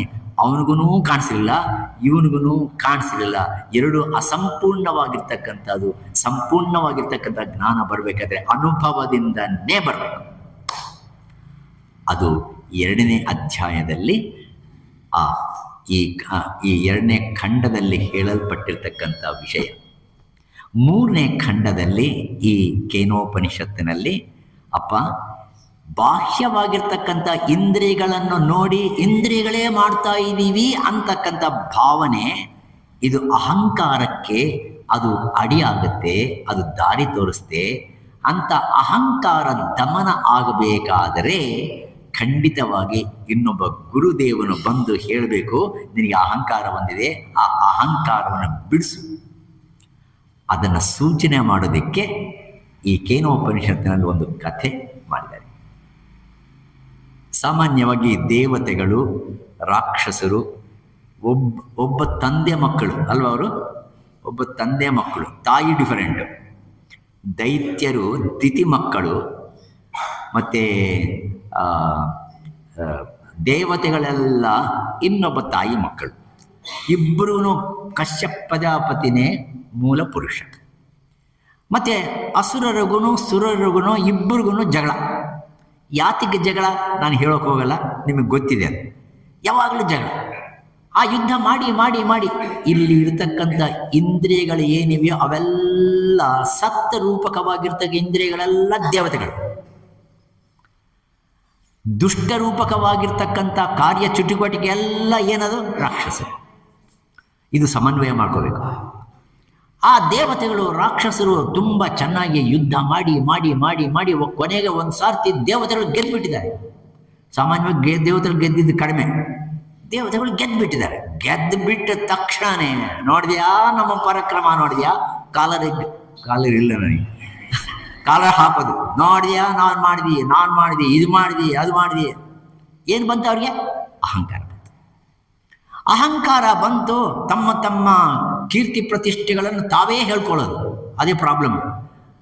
ಇನ್ನೊಬ್ರು ಹೇಳ್ಬೇಕು ನಮ್ಮ ಬಗ್ಗೆ ನಾವೇ ಹೇಳ್ಕೊಳತ್ತ ಕೂತ್ಕೊಂಡ್ರೆ ಕೇಳೋರ್ಗೆ ಏನಂತಾರೆ, ಏನು ಕೆಲಸ ಇಲ್ವಾ ಅಂತ. ಆ ದೇವತೆಗಳು ಏನು ಮಾಡಿಕೊಂಡ್ರೆ ಅದೇ ಅವ್ರ ಬಗ್ಗೆ ಅವರೇ ಪ್ರಶಂಸನೀಯವಾಗಿರ್ತಕ್ಕಂಥ ರೀತಿಯಲ್ಲಿ ಒಂದು ಉದ್ಯಾನವನದಲ್ಲಿ ಸೇರಿದ್ರು. ಅಮರಾವತಿ ನಗರ, ಇಂದ್ರನ ನಗರ ಅಮರಾವತಿ. ಆ ಅಮರಾವತಿ ನಗರದಲ್ಲಿ ದೊಡ್ಡ ಒಂದು ನಂದನ ವನ. ಆ ನಂದನ ವನದಲ್ಲಿ ಒಳ್ಳೆ ಶಾಮಿಯಾನ ಹಾಕಿ ಚೆನ್ನಾಗಿ ಅಲಂಕಾರ ಮಾಡಿ ಎಲ್ಲ ಫಂಕ್ಷನ್ ಮಾಡೋದಕ್ಕೆ ಮಾಡಿದ್ದಾರೆ. ಅಲ್ಲಿ ದೇವತೆಗಳು ತಂಪಾಟಿ ತಾವು ತುಂಬ ಅಹಂಕಾರದಿಂದ ಮಾತಾಡ್ತಾ ಇದ್ದಾರೆ. ಈ ಸಂದರ್ಭದಲ್ಲಿ ಒಂದು ಅಗಮ್ಯ ಗೋಚರವಾಗಿರ್ತಕ್ಕಂಥ ಬ್ರಹ್ಮಾಂಡವಾಗಿರ್ತಕ್ಕಂಥ ಅದ್ಭುತವಾಗಿರ್ತಕ್ಕಂಥ ಯಕ್ಷಸ್ಸು ಬರುತ್ತೆ. ಆ ಯಕ್ಷಸ್ಸು ಎಷ್ಟು ಕಾಂತಿಯುಕ್ತವಾಗಿರ್ತಕ್ಕಂಥದ್ದು ಅಂದರೆ ಅವ್ರಿಗೆಲ್ಲ ಕಣ್ಣು ಎಲ್ಲ ಮುಚ್ಕೋಬೇಕು, ಅಂಥ ಕಾಂತಿ. ಈ ಕಾಂತಿ ಪರವಾಗಿಲ್ಲ ಅಲ್ವಾ? ಇದು ಸ್ವಲ್ಪ ಜಾಸ್ತಿ ಆದರೆ, ಇನ್ನೂ ಜಾಸ್ತಿ ಆದರೆ ಈ ಫೋಟೋ ತೆಗೆಯುವಾಗ ಹಾಕ್ತಾರಲ್ವ, ಫೋಟೋ ತೆಗೆಯುವಾಗ ಈ ಕಡೆ ಒಂದು, ಈ ಕಡೆ ಒಂದು, ಆ ಕಡೆ ಒಂದು, ಈ ಕಡೆ ಒಂದು ಹಾಕ್ತಾರೆ. ಸದ್ಯ ಬಂದ್ ಮಾಡಿದ್ರೆ ಸಾಕಪ್ಪ ಅನ್ನಿಸ್ತದೆ. ಈ ಕಣ್ಣುಗಳಿಗೆ ಆ ಕಾಂತಿಯನ್ನು ನೋಡೋಕೆ ಆಗೋದೇ ಇಲ್ಲ. ಕಾಂತಿ ನೋಡೋದೇ ಇದ್ರ ಕೆಲಸ, ಆದ್ರೂ ಈ ಕಾಂತಿಯನ್ನು ನೋಡೋದಕ್ಕೆ ಆಗೋದಿಲ್ಲ. ಅಂಥದ್ದು ಬ್ರಹ್ಮಾಂಡವಾಗಿರ್ತಕ್ಕಂಥ ಯಕ್ಷಸ್ಸು ಪ್ರತ್ಯಕ್ಷವಾಗಿದೆ. ಭೂಮಿ ಆಕಾಶ ಎರಡನ್ನೂ ಏಕಾಕೃತಿಯಾಗಿ ವಿದ್ಯುಲ್ಲತೆಯಾಗಿ ಅದು ಒಂದು ಆವಿರ್ಭಾವ ಆಗಿದೆ. ಅವರೆಲ್ಲ ಸಂತೋಷವಾಗಿದ್ದಾರೆ ನಂದನವನದಲ್ಲಿ. ಇದಾಗಿದೆ. ಆಶ್ಚರ್ಯವಾಯ್ತು ನನಗೆ, ಇದೇನಿದು? ನಾವೆಲ್ಲ ಏನೋ ಪಾರ್ಟಿ ಮಾಡ್ಕೊಳ್ಳೋಣ ಅಂದರೆ ಇದೆಂತ ಅಡ್ಡ ಬಂತಲ್ವಾ ಅಂದ್ಕೊಂಡ್ರು. ಇಂದ್ರ ಇನ್ನ ಎಲ್ಲರ ದೇವತೆಗಳಿಗೆ ಅಂದ್ರೆ ಅವನು ದೊಡ್ಡವನು. ಆ ಇಂದ್ರ ಹೇಳ್ತಾನೆ, ನಮ್ಮಲ್ಲಿ ಯಾರಪ್ಪ ಪ್ರಕಾಶವಂತರು? ಯಾರು ಪ್ರಕಾಶವಂತರು? ದೇವತೆಗಳಲ್ಲಿ ಎಲ್ಲರೂ ಪ್ರಕಾಶವಂತರ. ಯಾರು ಪ್ರಕಾಶ? ಅಗ್ನಿದೇವರು ಪ್ರಕಾಶ ಅಲ್ವಾ? ಅವನ ಸ್ವಭಾವವೇ ಪ್ರಕಾಶ. ಆದ ಕಾರಣ ಅಗ್ನಿ ಅದ್ಯಾವುದೋ ಪ್ರಕಾಶ ಇದೆ ಅಂತೆ, ಹೋಗಿ ನೋಡ್ಕೊಂಡು ಬಾರ, ಅದು ಯಾರು ಅಂತ ತಿಳ್ಕೊಂಡು ಬಾ. ಅವಾಗ ಇಂದ್ರನ ಒಂದು ಆಜ್ಞಾನುಸಾರವಾಗಿ ಅಗ್ನಿ ಹೋಗ್ತಾನೆ. ಹತ್ತಿರಕ್ಕೆ ಹೋಗ್ತಾ ಇದ್ರೆ ಅವನಿಗೆ ಕಣ್ಣು ಕಾಣಿಸೋದೇ ಇಲ್ಲ. ಯಾಕೆ ಕಾಣಿಸೋದಿಲ್ಲ ಅಂದರೆ ಇವನು ಪ್ರಕಾಶ, ಆ ಪ್ರಕಾಶದ ಮುಂದೆ ಏನೂ ಇಲ್ಲ. ಸೂರ್ಯನನ್ನು ಪ್ರಕಾಶ ಮಾಡ್ತಕ್ಕಂಥ ಸೂರ್ಯ ಇನ್ನೊಬ್ಬರಿದ್ದರೆ ಈ ಸೂರ್ಯ ಏನಾಗ್ತಾನೆ? he becomes a dormant. He becomes absolutely nothing. ಒಂದು ಚಿಕ್ಕ ದೀಪ ಇದೆ, ಆ ದೀಪದ ಮುಂದೆ 1000 ಕ್ಯಾಂಡಲ್ ಬಲ್ಬ್ ಇಟ್ಟರೆ ಆ ದೀಪದ ಬೆಳಕು ಏನಾಗುತ್ತೆ? ಆ ದೀಪದ ಬೆಳಕು ಏನು ಕಾಣಿಸೋದೇ ಇಲ್ಲ. ಅಗ್ನಿದೇವನಿಗೆ ಅದೇ ಆಗುತ್ತೆ, ಅದೇ ಅನುಭವ ಬರುತ್ತೆ. ಅಪ್ಪ ಎಂಥ ದಿವ್ಯ, ನನ್ಗೆ ಕಾಣಿಸೋದೇ ಇಲ್ಲಲ್ವಾ. ಹತ್ತಿರಕ್ಕೆ ಹೋಗೋದಕ್ಕೆ ಭಯ, ಏನೋ ಮತ್ತೆ ಗಂಭೀರ ಜಾಸ್ತಿ ಅಲ್ವಾ. ಇವನು ಅಗ್ನಿ ದೇವರು ಗಂಭೀರ ಜಾಸ್ತಿ. ಹೋಗಿ ನೀನು ಯಾರು ಆರ್ಯ, ನೀನು ಯಾರು? ಆ ಯಕ್ಷಸ್ಸು ಹೇಳುತ್ತೆ, ನಾನು ಯಕ್ಷಸ್ಸು, ನೀನು ಯಾರು ಅಂತ ಕೇಳ. ನೀನು ಯಾರು ಅಂತ ಕೇಳಿದ್ರೇನೆ ಅಗ್ನಿ ಮತ್ತೆ ಅವನು ಹೇಳಲೇಬೇಕಲ್ವ, ಅವನ ಇಂಟ್ರೊಡಕ್ಷನ್. ನಾನು ಯಾರಂತ ತಿಳ್ಕೊಂಡಿದ್ದೆ ಗೊತ್ತಾ? ಅಹಂಕಾರ ಕಡಿಮೆ ಆಗಿಲ್ಲ. ನಾನು ಯಾರಂತ ತಿಳ್ಕೊಂಡಿದ್ದೆ ಗೊತ್ತಾ? ನಾನು ಯಾರಂತ ಗೊತ್ತಿಲ್ಲ ನಿನಗೆ. ನಾನು ಅಗ್ನಿದೇವನು. ಅಗ್ನಿದೇವನ? ಅಬ್ಬ, ಹಾಗಾದ್ರೆ ನೀನೇನು ಮಾಡ್ತೀಯಪ್ಪ? ನೀನೇನು ಮಾಡ್ತೀಯ ಅಂದರೆ, ನಾನು ಎಲ್ಲವನ್ನ ಭಸ್ಮ ಮಾಡಿಬಿಡ್ತೀನಿ. ನನಗೆ ಏನಾದರೂ ಶಕ್ತಿ ಇದೆ, ಆ ಶಕ್ತಿಯಿಂದ ಎಂಥ ಪದಾರ್ಥ ಹಾಕಿ ನಾನು ಭಸ್ಮವನ್ನು ಮಾಡ್ತೀನಿ. ನಿಜವಾಗಿ ಭಸ್ಮ ಮಾಡ್ತೀಯ? ಎಂಥದನ್ನು ಹಾಕಿ ನಾನು ಭಸ್ಮ ಮಾಡ್ತೀನೋ ಇಲ್ವೋ ನೋಡಿ, ನನ್ನ ಕೆಲಸನೇ ಅದು. ಅವಾಗ ಆ ಯಕ್ಷಸ್ಸು ಏನು ಮಾಡುತ್ತೆ ಅಂದರೆ, ಒಂದು ಕಡ್ಡಿ ಪರಕೆ ಹಾಕುತ್ತೆ. ಕಡ್ಡಿ ಪರಕೆ ಹಾಕಿಬಿಟ್ಟು ಈ ಅಗ್ನಿದೇವನಿಗೆ ಯಾವ ಶಕ್ತಿಯಿಂದ ಅವನ ಪ್ರಕಾಶಮಾನವಾಗಿ ಇದ್ದು ದಗ್ಧವನ್ನು ಮಾಡತಕ್ಕಂಥ ಶಕ್ತಿ ಇದೆಯೋ ಆ ಶಕ್ತಿಯನ್ನೆಲ್ಲ ಹೀರಿಬಿಡುತ್ತೆ ಅದು. ಬ್ಯಾಟ್ರಿ ಡೌನ್ ಇವನಿಗೆ. ಯಾರಿಗೆ? ಅಗ್ನಿದೇವನಿಗೆ ಬ್ಯಾಟ್ರಿ ಡೌನ್. ಬ್ಯಾಟ್ರಿನೇ ಇಲ್ಲ, ಅವನೇನು ಪ್ರಕಾಶಮಾನ ಮಾಡ್ಬೋದು? ಅವಾಗ ಅಗ್ನಿದೇವನು ನಿರ್ವೀರ್ಯವಾಗ್ತಾನೆ, ಏನು ಮಾಡೋಕ್ಕಾಗ್ತಾನೇ ಇಲ್ಲ. ಅವಾಗ ತಾನು ಶಕ್ತಿ ಗಂಭೀರ. ಅದ್ಯಾವ ಲೆಕ್ಕ ಇದನ್ನು ಭಸ್ಮ ಮಾಡೋದು ಅಂತಂದು ಉಫ್ ಅನ್ನೋದು ಏನೇನೋ ಮಾಡ್ತಾರೆ. ಈ ಸಿನಿಮಾದಲ್ಲಿ ತೋರಿಸ್ತಾರೆ, ಹಿಂಗೆ ಕೈಗಳನ್ನ, ಏನು ಕೈನಲ್ಲಿ ಏನೂ ಇಲ್ಲ, ಕೈಲಿಂದ ಏನೂ ಬರ್ತಾ ಇಲ್ಲ, ಅಗ್ನಿ ಬರ್ತಾ ಇಲ್ಲ, ಕಾಂತಿ ಬರ್ತಾ ಇಲ್ಲ, ತೇಜಸ್ಸು ಇಲ್ಲ, ಎಂಥದ್ದು ಇಲ್ಲ. ಏನು ಪ್ರಯತ್ನ ಮಾಡ್ತಾನೆ, ಸುಡೋಕೆ ಆಗಲೇ ಇಲ್ಲ. ಯಕ್ಷಸ್ಸು ಹೇಳುತ್ತೆ, ನಿನಗೆ ಅದು ಸುಡೋಕ್ಕಾಗಲ್ಲ, ನೀನು ಎಂಥ ಅಗ್ನಿನಯ್ಯ ನೀನು ತುಂಬ ವಿಜೃಂಭಣೆಯಿಂದ ಎಲ್ಲ you are beating your own trumpet. ಸುಮ್ಮನೆ ಹೊಗಳ್ಕೊತಾ ಇದೆಯಾ ನೀನು? ಅದನ್ನು ಸಾಮಾನ್ಯವಾಗಿರ್ತಕ್ಕಂಥ ಒಂದು ಕಡ್ಡಿ ಪರಕೆನ ನೀನು ಸುಡೋಕ್ಕಾಗ್ತಾ ಇಲ್ಲ ನಿನಗೆ. ಅವಮಾನ ಆಗುತ್ತೆ. ಯಾರಿಗೆ? ಅಗ್ನಿಗೆ. ತೆಪ್ಪಗೆ ಬರ್ತಾರೆ. ತೆಪ್ಪಗೆ ಬಂದು ಲಾಸ್ಟ್ ಸೀಟ್ನಲ್ಲಿ ಕೂತಿರ್ತಾರೆ. ಮೊದಲನೇ ಸೀಟ್ನಲ್ಲಿ ಇದ್ದವನು ಇವಾಗ ಲಾಸ್ಟ್ ಸೀಟ್ನಲ್ಲಿ ಕೂತ್ಕೊಂಡ್ಬಿಟ್ರು ಖಿನ್ನವಾಗಿ ಕೂತಿರ್ತಾನೆ. ಇಂದ್ರ ನೋಡ್ತಾನೆ, ಏನೋ ಹಿಂಗಾಗ್ಬಿಟ್ಟಿದೆಯಾ, ಏನು ಕಾಂತಿನೇ ಇಲ್ಲ ನಿನಗೆ. ಸ್ವಾಮಿ, ಆ ಯಕ್ಷಸ್ಸು ನೋಡೋಕ್ಕೆ ಆಗಲ್ಲ ಸ್ವಾಮಿ. ಅಬ್ಬೊಬ್ಬೊಬ್ಬೊಬ್ಬೊಬ್ಬ. ಹಾಗಾದರೆ ಅವ್ರನ್ನ ಇನ್ನೂ ತಿಳ್ಕೊಬೇಕಾದ್ರೆ ಯಾರಿದಾರಪ್ಪ ಅಂತಂದು ನೋಡಿ, ವಾಯುದೇವ ನೀನು ಹೋಗ್ಬಾರ. ಎರಡನೇವನು ಯಾರು? ವಾಯುದೇವ ಪ್ರಭಂಜನ. ಅವನ ಹೆಸರು ಪ್ರಭಂಜನ. ನಾನು ನೋಡ್ಕೊಂಬರ್ತೀನಿ. ಒಂದು ಕಡೆ ಇಂದ್ರನ ಹತ್ರ ಹೇಳೋವಾಗ ನೋಡ್ಕೊಂಬರ್ತೀನಿ ಅಂತ. ಅಗ್ನಿ ದೇವರು ಪಕ್ಕದಲ್ಲೇ ಕೂತಿದ್ದಾರೆ. ಅವನು ನೋಡ್ಬಿಟ್ಟು ಏನೋ ಹೆಂಗಿದೆಯೋ ಅದು, ಏನು ನಾನೇಂದ್ರೆ ಹೋದರೆ ಏನನ್ನ ಆಗುತ್ತಾ ಇಲ್ವಾ, ಇವನಿಗೆ ಅನುಮಾನ. ಅವನ ಶಕ್ತಿ ಮೇಲೆ ಅವನಿಗೇನೇ ಅನುಮಾನ. ಮತ್ತೆ ವಾಯುದೇವರು ಹೋಗ್ತಾರೆ. ವಾಯುದೇವ ಹೋಗೋವಾಗಲೇ ಪಾಪ ಅವನಿಗೆ ಹತ್ತಿರಕ್ಕೆ ಹೋಗೋಕ್ಕಾಗೋದಿಲ್ಲ. ಆ ಯಕ್ಷಸ್ಸು ಹೇಳುತ್ತೆ, ನೀನಾರು? ನಾನು ಪ್ರಭಂಜನ. ನಾನು ಎಂಥ ಶಕ್ತಿವಂತ ಅಂದರೆ, ಎಂಥ ವಸ್ತುವನ್ನಾದೂ ಸರಿ ಒಂದು ಕಡೆಯಿಂದ ಇನ್ನೊಂದು ಕಡೆಗೆ ಅದರ ಸ್ಥಾನ ಬದಲಾವಣೆ ಮಾಡಿಬಿಡ್ತೀನಿ, ನೂಕ್ಬಿಡ್ತೀನಿ ಅದನ್ನು. ಅಂಥ ಶಕ್ತಿ. ಅಷ್ಟೇ ಅಲ್ಲ, ಆಕಾಶ ಗಮನವನ್ನು ಮಾಡ್ತಕ್ಕಂಥವನು ನಾನು, ಸಾಮಾನ್ಯನಲ್ಲ ನಾನು. ಮತ್ತು ವಾಯುಯಲ್ಲಿ ಗಮನ ಮಾಡೋದು ಮತ್ತೆ ಆಕಾಶ. ಅಷ್ಟೇ ಅಲ್ಲ, ಆಕಾಶ ಗಮನವೆಲ್ಲ, ನಾನು ಎಲ್ಲ ಗಂಧಗಳನ್ನು, ಸುಗಂಧ ದುರ್ಗಂಧ ಎಲ್ಲ ಗಂಧಗಳನ್ನು ಹೊತ್ಕೊಂಡು ಹೋಗತಕ್ಕಂಥವ್ನು ನಾನು. ಪರಿಮಳ ಎಲ್ಲಿಂದ ಬರುತ್ತೆ ಅಂದರೆ ವಾಯುವಿನಿಂದ. ಇಷ್ಟೆಲ್ಲ ಘನತೆ ಇದೆ, ನನ್ನ ಪ್ರೊಫೈಲ್ ಜಾಸ್ತಿ ದೊಡ್ಡದಿದೆ, ಸಾಮಾನ್ಯ ಅಂದ್ಕೋಬೇಡ ನನ್ನನ್ನು. ಓಹೋ ಅಬ್ಬಬ್ಬ, ನೀನು ತುಂಬ ಬಲವಂತೆ, ನೀನು ಸ್ವಲ್ಪ ಪರವಾಗಿಲ್ವ, ನೀನು ನನಗೆ ಹತ್ತಿರ ಇದ್ದೀನಿ. ನೀನು ವಾಯು ಹತ್ತಿರ ಇದ್ದಾನೆ, ಅಗ್ನಿ ಅಲ್ಲ. ಈ ವಾಯುವು ಭಗವಂತನಿಗೆ ಹತ್ತಿರ ಇದೆ, ಅದು ನಿಜವಾಗಿರ್ತಕ್ಕಂಥ ಸೂಚನೆ. ಅವಾಗ ಹಾಗಾದರೆ ನಾನೊಂದು ಚಿಕ್ಕ ಕೆಲಸ ಹೇಳ್ತೀನಿ, ಮಾಡ್ತೀಯ? ಮಾಡ್ತೀನಿ. ಏನಿಲ್ಲ, ಅಲ್ಲಿ ಕಡ್ಡಿ ಪರಕೆ ಇದೆ, ಅದನ್ನು ಸ್ವಲ್ಪ ಇಲ್ಲಿಂದ ಅಲ್ಲಿಗೆ ಓಡಿಸ್ಬಿಡಪ್ಪ ಅದನ್ನು. ವಾಯುದೇವರು ಪ್ರಯತ್ನ ಮಾಡ್ತಾನೆ. ಆ ವಾಯುದೇವನಲ್ಲಿ ಯಾವ ಪ್ರಭಂಜನ ಶಕ್ತಿ ಇದೆಯೋ ಅದನ್ನೆಲ್ಲ ಹೀರಿಬಿಟ್ಟಿದ್ದಾನೆ. ಯಾರು? ಯಕ್ಷಸ್. ಇವನೇನು ಕೈಲಾಗೋದಿಲ್ಲ. ಯಾವಾಗಾದರೆ ಕೈಲಾಗೋದಿಲ್ಲವೋ ಆ ಪರಕೆ, ಗಡ್ಡಿ ಪರಕೆ ಮುಂದಕ್ಕೆ ಹೋಗಲೇ ಇಲ್ಲ. ನಕ್ಕದ. ಯಾರು? ಯಕ್ಷಸ್ಸು. ನೀನೇನು ತಿಳ್ಕೊಂಡಿದ್ದೆ ಅಂದರೆ ನೀನೇ ತುಂಬ ದೊಡ್ಡವನಂತ ತಿಳ್ಕೊಂಡಿದ್ದೀವಿ. ಆ ಕಡ್ಡಿ ಪರಕೆ ನಾವು ಒಂದು ಕಡೆಯಿಂದ ಇನ್ನೊಂದು ಕಡೆಗೆ ಹಾಕೋಕ್ಕಾಗಲ್ಲಲ್ವ ನಿನಗೆ? ಇವನು ಫೇಲ್. ಅವನು ಬಂದ, ಅಗ್ನಿ ಒಳ್ಳೆ ಮಿತ್ರ, ಅವನ ಪಕ್ಕದಲ್ಲೇ ಕೂತ್ಕೊಂಡ್ರು, ಖಿನ್ನರಾಗಿ ಕೂತ್ಕೊಂಡಿದ್ದಾರೆ. ಆ ಸಂದರ್ಭದಲ್ಲಿ ಬೃಹಸ್ಪತಿ ಯಾರು? ದೇವತೆಗಳಿಗೆ ಗುರು, ದೇವಗುರು ಆಗಿರ್ತಕ್ಕಂಥ ಬೃಹಸ್ಪತಿಗೆ ಅರ್ಥ ಆಯಿತು. ಆಗಲಿ, ನೀವೆಲ್ಲರೂ ತುಂಬ ಮೆರೀತಾ ಇದ್ದೀರಾ, ಅಹಂಕಾರ ಬಂದಿದೆ ನಿಮಗೆ. ಯಾವುದೋ ಒಂದು ಯುದ್ಧದಲ್ಲಿ ನೀವು ಜಯ ಸಾಧನೆ ಮಾಡಿದಿರಿ. ನಿಮಗೆ ಈ ಅಹಂಕಾರ ದಮನ ಆಗಬೇಕಾದ್ರೆ ಅಂಥದ್ದು ಆಗಲೇಬೇಕು ನಿಮಗೆ ಅಂತಂದು ಮನಸ್ಸಿನಲ್ಲಿ ಅಂದ್ಕೊಂಡು ಬೃಹಸ್ಪತಿ ಎದ್ದು ಹೇಳ್ತಾನೆ ಇಂದ್ರನಿಗೆ, ಇಂದ್ರ, ಆ ಯಕ್ಷಸ್ ಜ್ಞಾನವನ್ನು ಹೊಂದಬೇಕಾದ್ರೆ ನೀನೇ ಸರಿ. ನೀನೇ ಇಂದ್ರ ಅಂದರೆ ರಾಜಾದಿ ರಾಜ ನೀನು. ಇಂದ್ರನಿಗೆ ಒಳಗಡೆ ಒಂದು ಕಳ ಸ್ವಲ್ಪ ಕಷ್ಟ. ನಮ್ಮ ಗುರುಗಳು ಹೇಳ್ತಾ ಇದ್ದಾರಪ್ಪ, ನೀನೇ ಹೋಗೋದು ನನ್ನೇ ಹೇಳ್ತಾರಲ್ಲಪ್ಪ. ಅವನು ಬೃಹಸ್ಪತಿ ನೀನು ಹೋಗು ಅಂತಂದು ಹೇಳೋಕ್ಕಾಗಲ್ಲ ಗುರುವನ್ನು. ಅದಕ್ಕೋಸ್ಕರ ನನ್ನನ್ನೇ ಕಳಿಸ್ತಾ ಇದೆಯಪ್ಪ ಅಂತಂದು ಒಳಗಡೆ ಪೇಚಾಟ. ಆ ಇಂದ್ರನೇ ಕೊನೆಗೆ ಯಕ್ಷಸತ್ರಕ್ಕೆ ಬರುತ್ತೆ. ಆ ಯಕ್ಷಸತ್ರಕ್ಕೆ ಬಂದ ತಕ್ಷಣ ಯಕ್ಷಸ ಮಾಯ.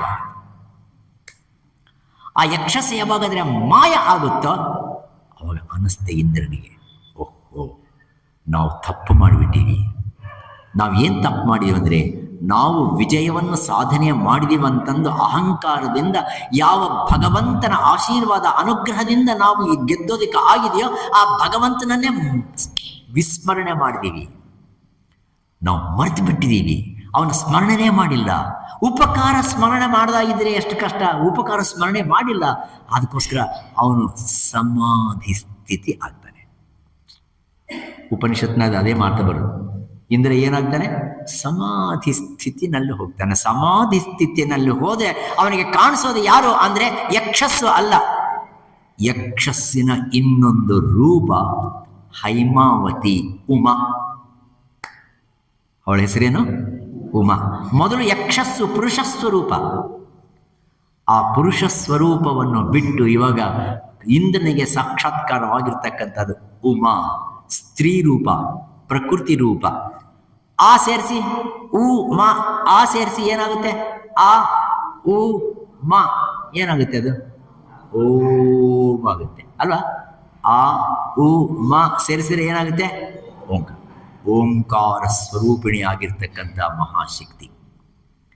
ಓಂಕಾರ ಪಂಜರ ಶುಕೀಂ ಉಪನಿಷದುದ್ಯಾನ ಕೇಳಿ ಕಲಕಂಠೀ ಆಗಮ ವಿಪಿನ ಮಯೂರೀಂ ಆರ್ಯಾಮಂತರ್ವಿಭಾವಯೇತ್ ಗೌರೀಂ ಸರ್ವಮಂಗಳ ಮಾಂಗಲ್ಯೇ ಶಿವೆ ಸರ್ವಾರ್ಥ ಸಾಧಿಕೆ ಶರಣ್ಯೇ ತ್ರಯಂಬಕೀ ದೇವಿ ನಾರಾಯಣಿ ನಮಸ್ತುತೇ. ಆ ನಾರಾಯಣಿ ಯಾರು? ಆ ನಾರಾಯಣಿ ಯಾರೋ ಅಲ್ಲ, ಶಿವನ ಇನ್ನೊಂದು ಪ್ರತಿಬಿಂಬ. ಆ ನಾರಾಯಣಿ ಪ್ರತ್ಯಕ್ಷವಾಗುತ್ತೆ.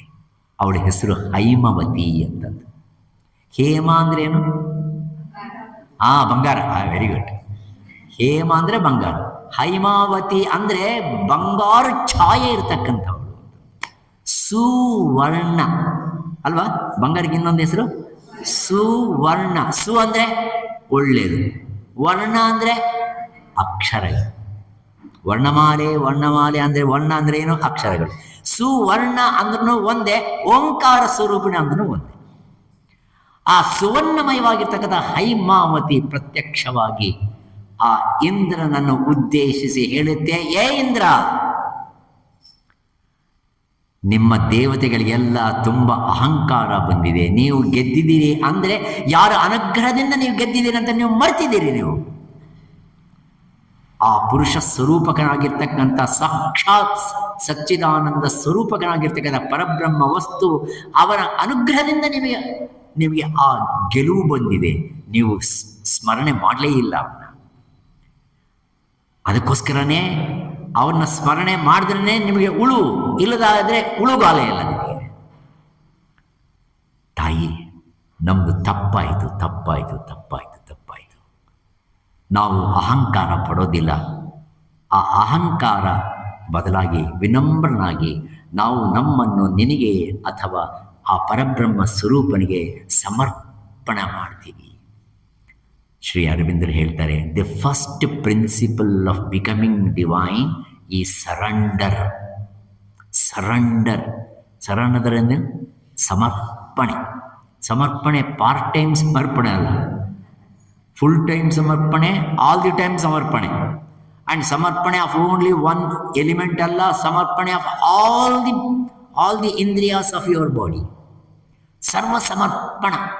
ಆ ಸಮರ್ಪಣೆ ಯಾವಾಗಾದರೆ ಆಗುತ್ತೋ ಆವಾಗಲೇ ಭಗವಂತ ಸ್ವೀಕಾರ ಮಾಡ್ತಾನೆ, ಅವನ ಅರ್ಥ ಮಾಡ್ಕೊತಾನೆ, ಅವನಿಗೆ ಶ್ರೇಯಸ್ಸನ್ನು ಕೊಡ್ತಾನೆ ಹೊರತು ಅನ್ಯವಲ್ಲ. ಹೈಮಾವತಿ ಉಮಾ ಮಹೇಶ್ವರಿ ಆ ತಾಯಿ ಇಂದನಿಗೆ ಇನ್ನೇನು ವಿಷಯ ಹೇಳುತ್ತೆ, ಆಮೇಲೆ ಏನಾಗುತ್ತೆ ಅನ್ನೋದನ್ನು ನಾಳೆ ನೋಡೋಣ. ನಾಳೆ ಆ ತಾಯಿ ಅನುಗ್ರಹದಿಂದ ಆ ದೇವತೆಗಳ ಸೊಕ್ಕು ಅಣಿಗಿ ತಾವು ಯಾವ ರೀತಿಯಾಗಿರ್ತಕ್ಕಂಥ ಒಂದು ರಿಯಲೈಸೇಷನ್ ಮಾಡ್ಕೊತಾರೆ ಅನ್ನೋ ವಿಷಯ. ಇದು ಕಥೆ. ಆ ಕಥೆ ಯಾರ್ದೋ ಕಥೆ ಅಲ್ಲ, ಇಲ್ಲಿರೋ ಕಥೆ. ಅದು ಸಮನ್ವಯ ಹೇಗೆ ಮಾಡಬೇಕು ಅನ್ನೋದನ್ನು ನಾಳೆ ದಿನ 4ನೇ ಖಂಡದಲ್ಲಿದೆ. ಆ 4ನೇ ಖಂಡಕ್ಕೆ ಸಂಬಂಧಪಟ್ಟಿರ್ತಕ್ಕಂಥ ವಿಶೇಷವನ್ನು ನಾವು ಮಾತಾಡೋಣ.